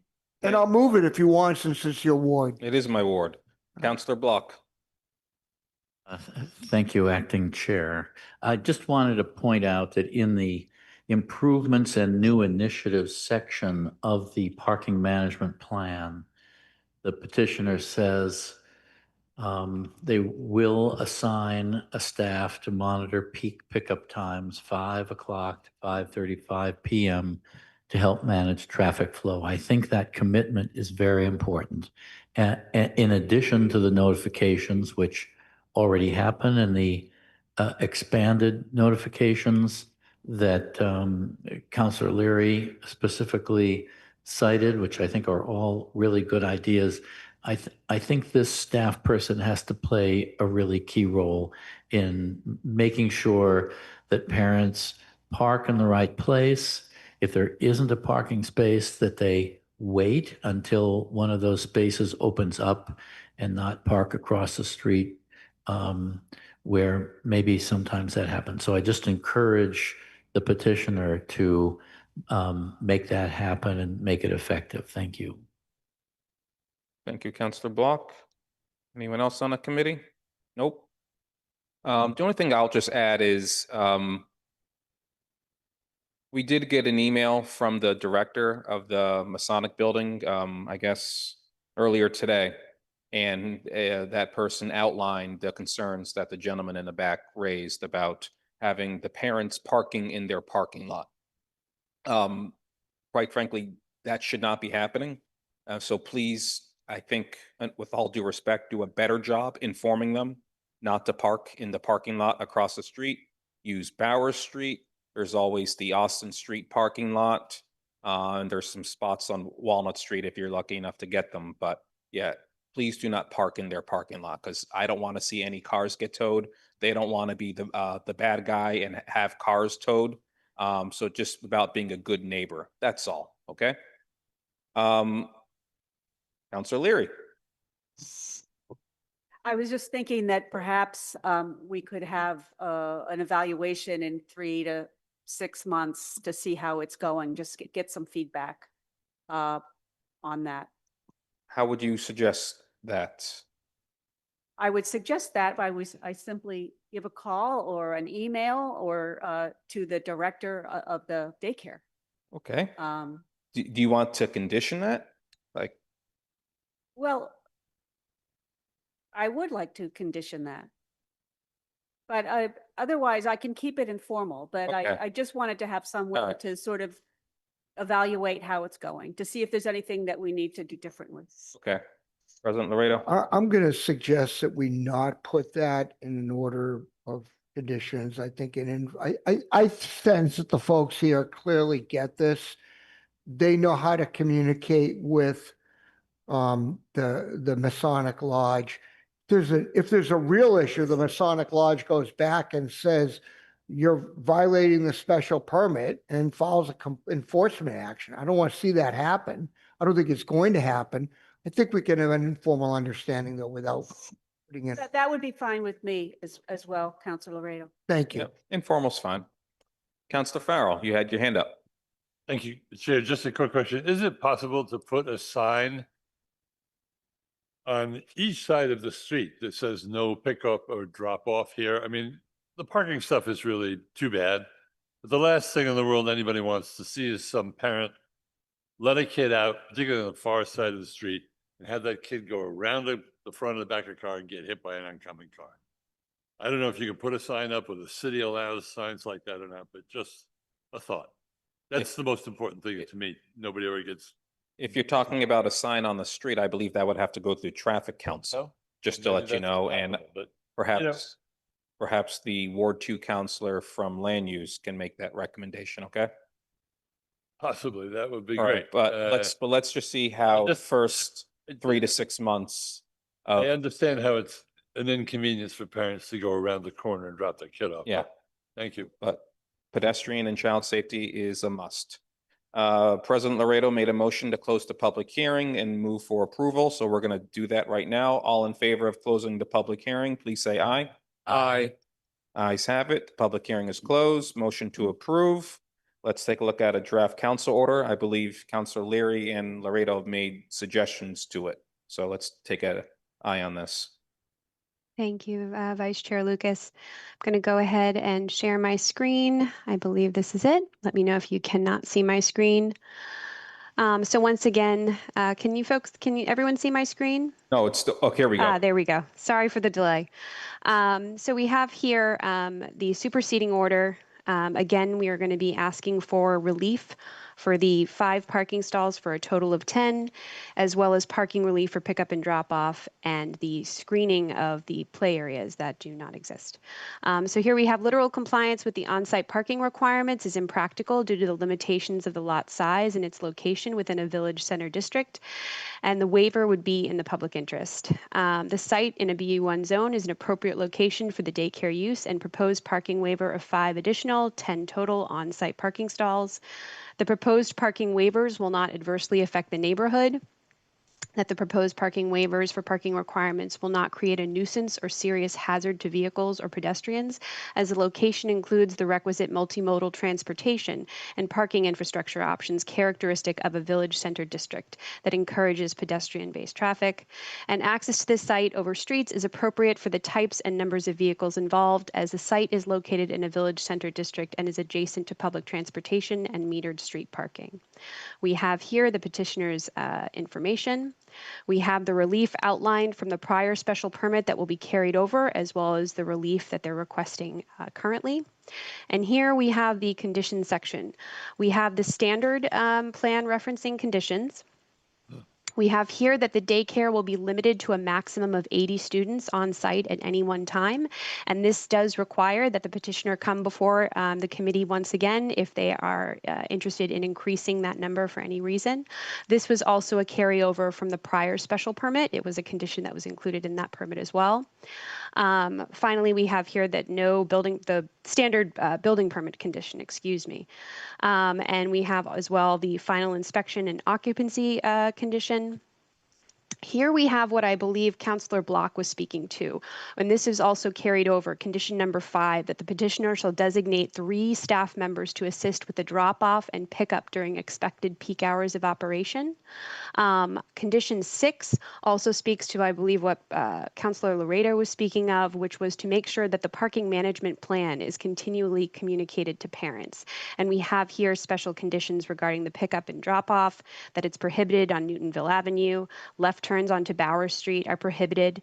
Pickup and drop-off shall occur along the northerly and westerly sides of Bower Street, and that the 4 spaces closest to the building would be accessible from Bower Street shall be used for pickup and drop-off when the on-street metered stalls are utilized. And this condition was also a carryover from the prior special permit.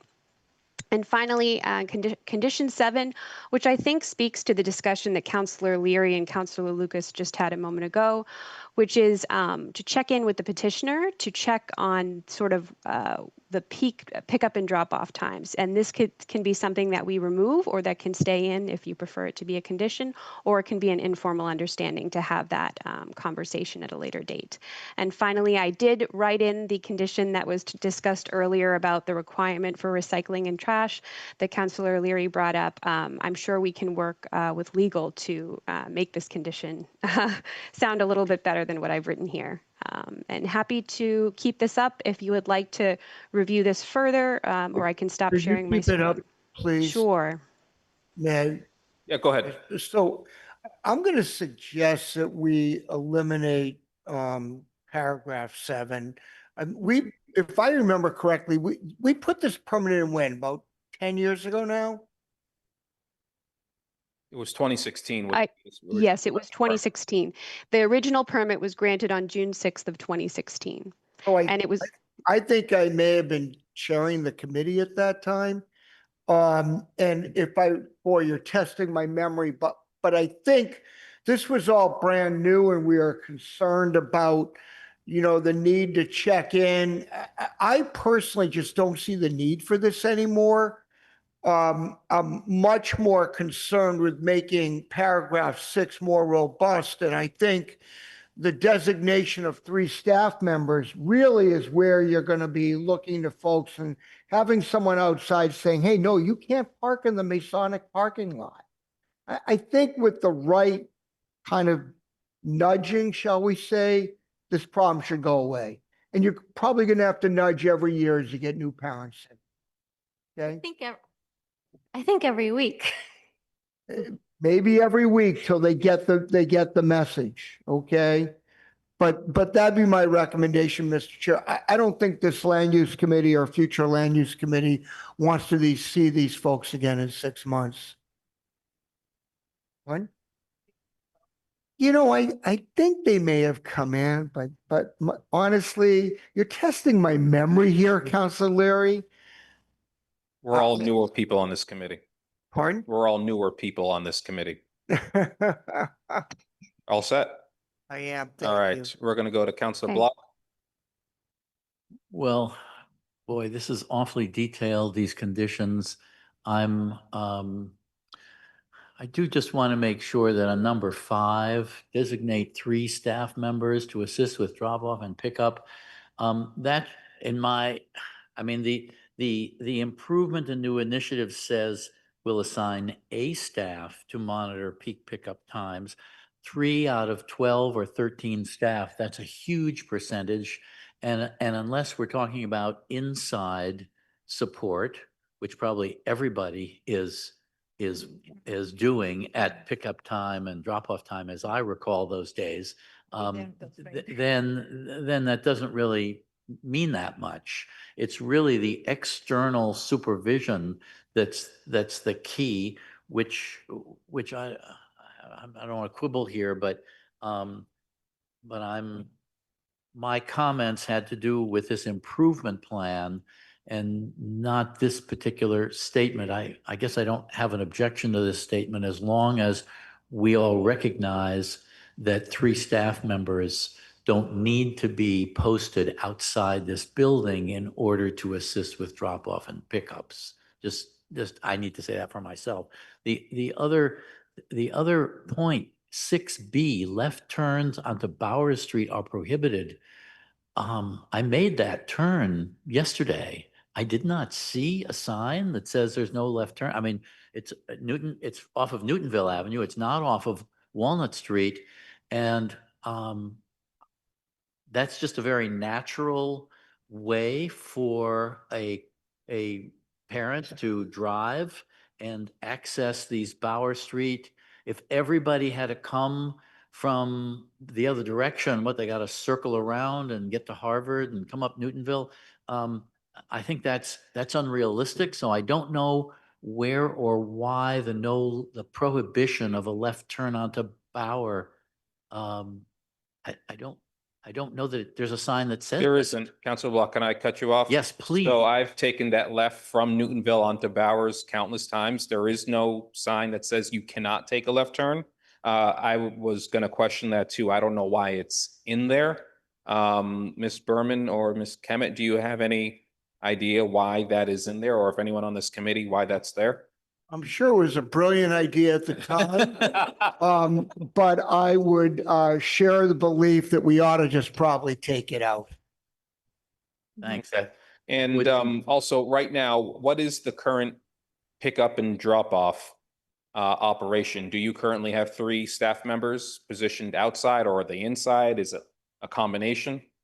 So inside we have 2 and 1 generally outside, but not technically like outside. It's outside our center doors. They're at the front door. Yes. Okay. Yeah, but I think that I would keep the 3. I will leave it up to you how to position those 3. And we'll go from there. Councilor Leary. It was just, that left turn I also take onto Bauer Street, but I'm wondering if this came out from, it would make sense to have a circulation with parents coming in and then out, and not to have parents going back into a busy area at that 7:30 time. So that would be the only reason I think that that would be an internal discussion that they would have, just to make it less chaotic. If you have parents going in both directions. It also allows, if you can make the left turn, it will allow parking on both sides of Bauer Street. That's true. So Yes. that's why I think removing it allows you to park on the south side of Bauer Street. Yes. So I don't have a strong Yeah. feeling about it. I just, we could just I get would, rid of it. yeah, it's crossed off. So we'll look at this when it comes up in the Friday packet. Any other comments from the committee? Councilor Lobovitz. Is that correct? I don't see a need for it, for them to come back. Does anyone on the committee have strong feelings about keeping that in? No, I think we should delete it. Okay. Thank you. Did you get that, Ms. Berman? I did. I'm going to go ahead and just cross that out as we speak. Okay. All set on the committee? Let's take a vote. Ms. Flynn? Counselor Block, Aye. Counselor Downs, Counselor Farrell, Aye. Counselor Kelly, Counselor Leary, Aye. Counselor Lobovitz, Aye. Counselor Lucas, Aye. President Laredo. Aye. The motion passes 6-0. Thank you. Thank And good luck with your business. you so much. You're welcome. Appreciate it. All right. Last item of the night, docket number 223-25. Request to amend the site plan associated with special permit 101-21 and to allow a combination of walls exceeding 4 feet in height at 667, 673 Boylston Street, also known as Route 9. I see Attorney Morris. Counselor, hold on for a second. Counselor Lobovitz, all right. Thank you. I see Attorney Morris is at the mic. Let's get an Thank you, update Mr. Chairman, on your members of the- project. Thank you, Mr. Chairman, members of the committee. For the record, my name is Terry Morris. I'm an attorney with offices at 57 Elm Road, Newton. I'm here representing Mr. Tom Zhu, owner of the property at 667 Boylston Street.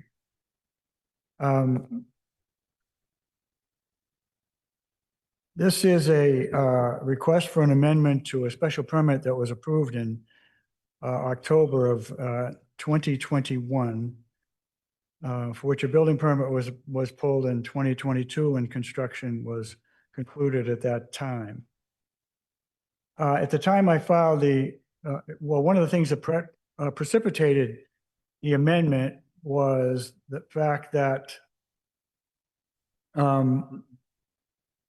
the as-built plan, my client was at a stage where he had built out the project and was looking for certificates of occupancy, and he submitted an as-built plan.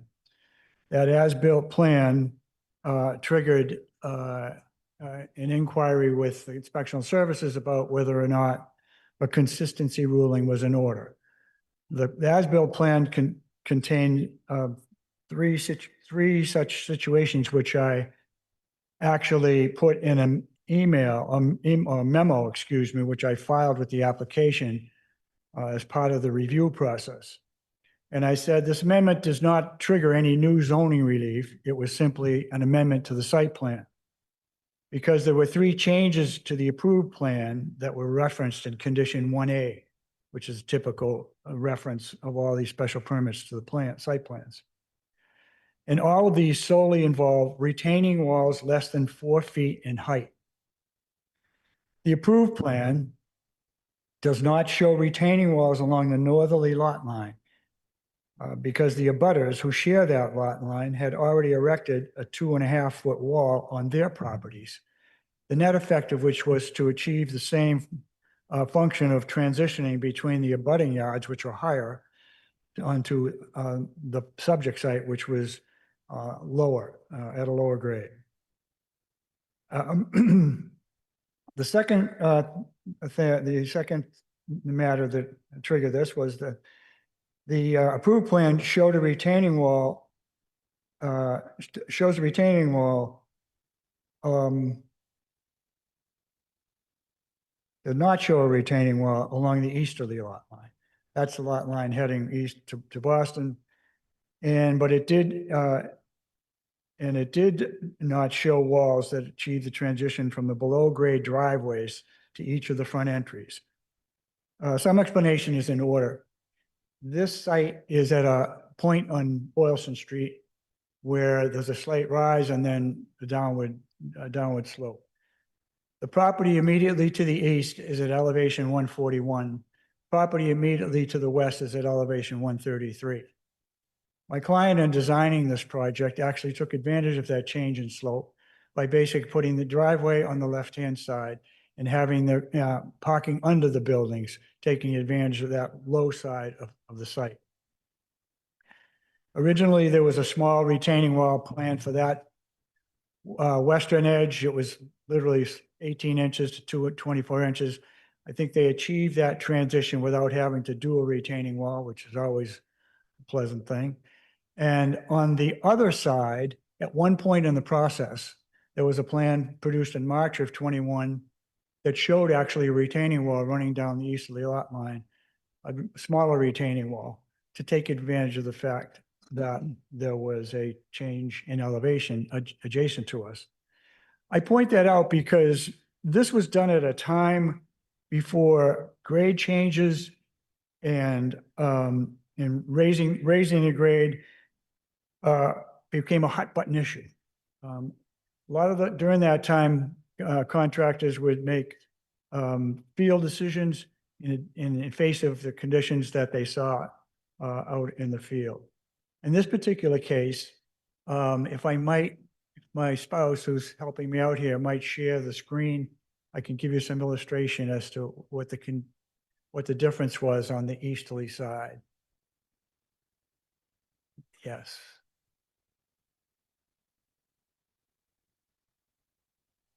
So I guess we'll start with the first photos. Didn't know you could be Well, places at once. The first photos, the walls. These are a series of photos showing the wall, which is no more than 2.7 feet, that was built along the lot line. And it was largely because, as you can see, there's a transition that was necessary from the abutting property onto this property. Just looking at the east or the west or the? We are now looking east. Okay, thank you. We're now looking at the property that has a higher grade, elevation of 141 plus. My client one way to do that was to raise the grade on his own site, which obviously would impact the height of the building on his site. He rather chose to take advantage of that by basically building a retaining wall along that entire edge, which, as pointed out in the planning department memo, ranges in the retaining wall is none of these retaining walls, by the way, exceed 4 feet in height. So that is not an issue involved. The wall at the front site reaches 2.1 and rises to a height of 2.8 feet along the length of the property lines. That is the maximum. I wanted to say that the driving force behind this was not my client's attempt to basically try to raise the site, as you often see or have seen most recently, where it's created somewhat egregious situations like Councilor O'Leary knows in Lonantum. To the contrary, then he tried to be sensitive to keeping the building lower and chose to basically install a retaining wall, which by all accounts was necessary. So hold on, Mr. Morris, are there any retaining walls on site that are above 4 None. feet? None. None. None. So That brings me to the second issue. go ahead. I know. That's why I assume he's gonna get there. Go ahead. So that was we went to the Commissioner of Inspection Services. We said he did not feel comfortable issuing a consistency ruling because the wall was not shown in the original plan.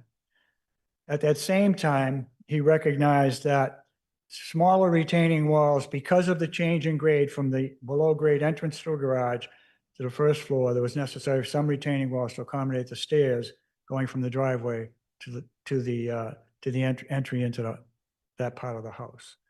And so, but he couldn't go so far as to accept the retaining wall along the edge. So that's what drove us here. Now, on August 11th, a week ago, I received an email from Katie Wewell, which I took to be a constructive email. She was pointing out observations she had made during a site visit and wrote me on the morning of August 11th saying, I did a site visit and I found some conditions where there were some inconsistencies on the as-built plan from the approved plan. And one of the things that she had pointed out, I first should say, one of the issues that she mentions here is there were a series of retaining walls between the two buildings that and it's in the planning department memo. I've since had a conversation with Ms. Kemet about this, and I think we are in agreement, as she will say when she makes that presentation, that we eliminated that very early on in the process. On July 14th, I submitted a plan up to the portal system that eliminated that as a potential need for zoning relief. And in fact, I do have an illustration here. If we might go to the retaining wall series, there it is right there. You'll see what's highlighted. There are 3 walls involved. The bottom of the wall at one is 135.06. The highest height of the third wall is 3.91 feet higher. So it is clearly under 4 feet. That addressed the issue of which was out there hanging for a short while about whether we needed zoning. So, Mr. Morris, if I could just interrupt. Sure. And then we'll go to, once we're done, we'll go to Ms. Kemet. You don't have any retaining walls on site that are above 4 feet, correct? Absolutely, that's correct. So you're not seeking relief for any retaining walls, correct? Well, only the retaining wall that was not shown on the plan that's now on the. So what we approved back in 2021, there were no retaining walls. Now there is one, but it's less than 4 feet, and that's why you want to amend the site plan? Right, I want to make the site plan to show that wall. Okay, all right. Can I ask a question here? And forgive me, but I'm really trying to just stay focused on what we have here, okay? We have a request to approve a retaining wall above 4 feet. Can we just ask planning, is that still an active request or not? was- Thank you, President Laredo. This is Kat Kemet from Planning. The plans that Katie from Planning reviewed for this plan, I have been informed by Councilor Moore, by President, oh my gosh, I'm sorry, by Attorney Morris, that there have been several plans updated since then that remedy the requirement for the additional relief for a wall system over 4 feet. We were operating under the assumption that it did need that relief, but the most recent plans reflect that it does not need that relief anymore. However, they do still need relief to amend their existing site plan, and we do not have a site plan that reflects the accurate conditions on the site, and we need an open space calculation. So they Ms. do Kemp, still- just so I can be clear, we're looking to amend the site plan because it's not consistent with what we ordered, but it does not include walls above 4 feet. Is that accurate? That's correct. Several retaining walls were added on the site in between the two buildings and along the side that I want to simplify this. The other things in your memo, have they been addressed or not? I am to understand that the petitioner has attempted to remedy some of those concerns. However, we still do not have a site plan that can demonstrate that all of those concerns and changes. So respectfully, colleagues, why are we here? Okay?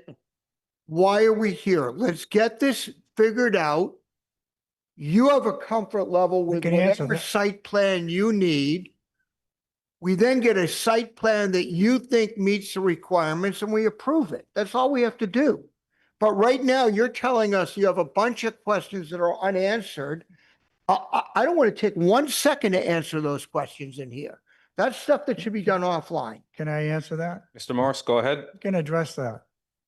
The reason I brought in my communication with Katie Wewell, within a week's time of tonight, she had mentioned to me these inconsistencies. I immediately set about taking care of them.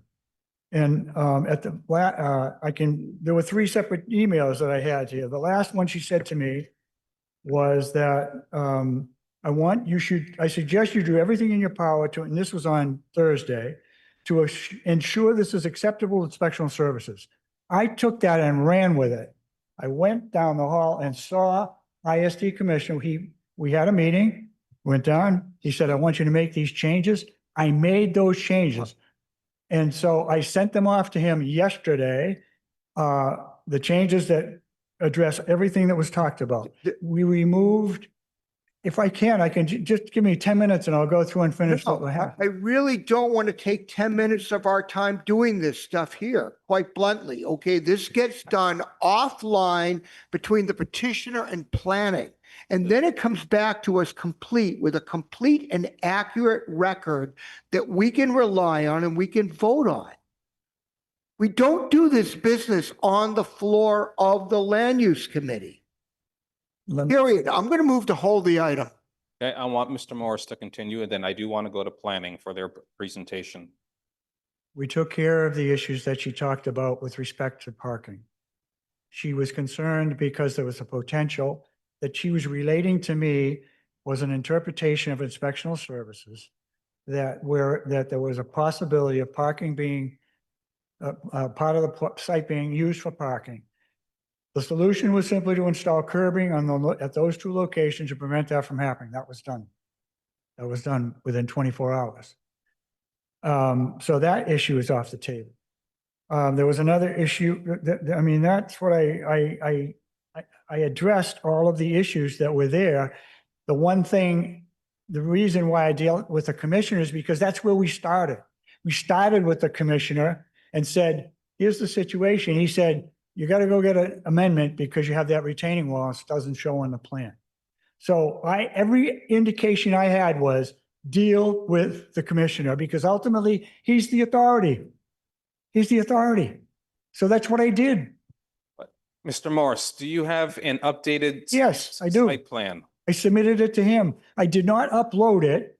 I did not upload it to the portal because I was waiting for positive feedback from the commissioner. If Councilor Rado wants to hold this matter until that is addressed, I have no problem with that. Okay, well, I do want to I do want to hear from planning. Okay, and we do have to open the public hearing. I'm fine. So can I go to planning or do you have anything else? As long as you feel, if there's no questions about what was in the memo. If there's any questions about what was in the memo, I'd be happy to answer. All right, Ms. Kemet. All right, let me, Attorney Morris, can you please stop sharing your screen? Okay, Alice, I guess we have to give up the screen.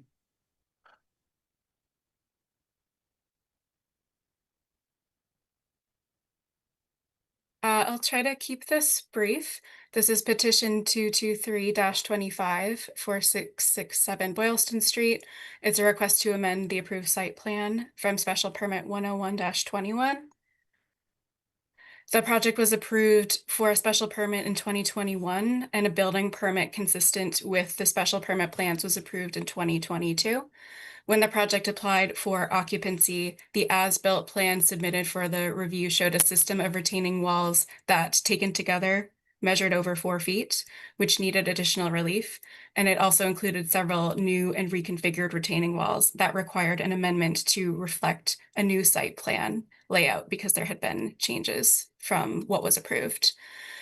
The petitioner has since submitted plans that reflect a decrease in the height of the wall system on site from 4.37 feet, which was the height of the wall system in the plans reviewed for the memo, down to 3.91 feet in the most recent plan. So it does appear that that relief is no longer required. However, as Attorney Morris noted, on a site plan that staff did in early August, there were a number of discrepancies around the parking areas and driveway, separate from the system of walls. There were several areas on site that were approved as landscaped areas, but in seeing the site, it was clear that what was built included a walkway with pavers and 2 areas with peat stone that could be driven on and used as parking. The commissioner has determined that those areas could be used as parking, so they count against open space. And so staff requested a revised site plan showing those areas accurately and for an updated open space calculation so that we can make sure that there is no need for relief for open space, because we could not confirm that because that was not reflected on the site plan. The petitioner has done some work on the site since then, as recently as this weekend, adding curbing to prevent parking in some of those areas. So it is possible that some of that concern has been remedied, but we do not have an updated site plan that accurately reflects what work was done. I also don't have an updated open space calculation that we asked for.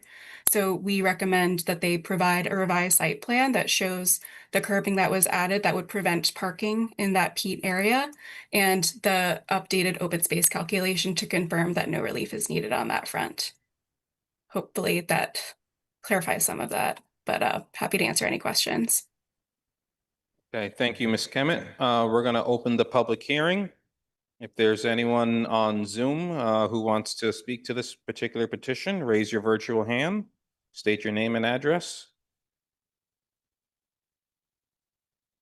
Seeing no hands raised. Councilor Laredo. Mr. Acting Chair, I'm going to renew my motion to hold, keep the public hearing open. Let's get an accurate site plan delivered to us that Ms. Kemet believes is satisfactory. We'll vote this in 5 minutes, Attorney Morris. If we get all that done, it's all set and it gets approved. And I think we take off on the requested relief that they don't need a retaining wall relief anymore. So it's simply to amend the site plan. That's it. I agree. This should be a very simple thing. What I would suggest respectfully going forward is if the planning department is those kinds of reservations and open questions for petitioner on a Thursday packet, pull the item.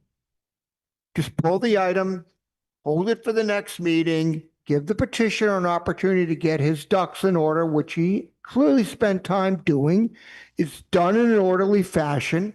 It comes back to planning reviews it, and then we spend far less time here doing the work. And we get it done because I think we're going to approve this. It seems reasonable, but we got to get it right. Okay, we're not going to approve something without a site plan that's proper. May I ask a question, Mr. President? I understand the committee is under a heavy workload starting in December. You now have 3 meetings scheduled, 2 of which are being exclusively used for large-scale developments. And I'm hopeful that smaller projects such as this, the smaller petitions aren't going to be blacked out because those meetings are blocked out to handle one item. That's one of the reasons why I pressed forward in this, and I had suggested to the chair, you could approve the subject to second call where the time between this meeting and second call. I'm and you've not- done it before. I'm not going to move that at all, okay? I defer to the vice chair and the chair. They'll get this done expeditiously. I'm sure they can figure out how to squeeze this in, but I'm not comfortable with us not having done our homework, period. That's my motion. I'm going to move to hold. Thank you. And so, I have spoke with Chair Kelly about our upcoming busy schedule this fall. And yes, we are going to try to get those smaller projects, easier projects in before the Riverside and Dudley Road projects. That's most encouraging. Thank We you. are going to try because we do want to get these approved. Any other comments? Nope. Motion, Council Laredo made a motion to hold and keep the public hearing open. All in favor, please say aye. Aye. So when is the next meeting, September 9th? Do you know? We're adjourned, I think. September 9th, and we are adjourned. It's 9:45. Thank you very much for your Night. time. Sorry to keep you so late.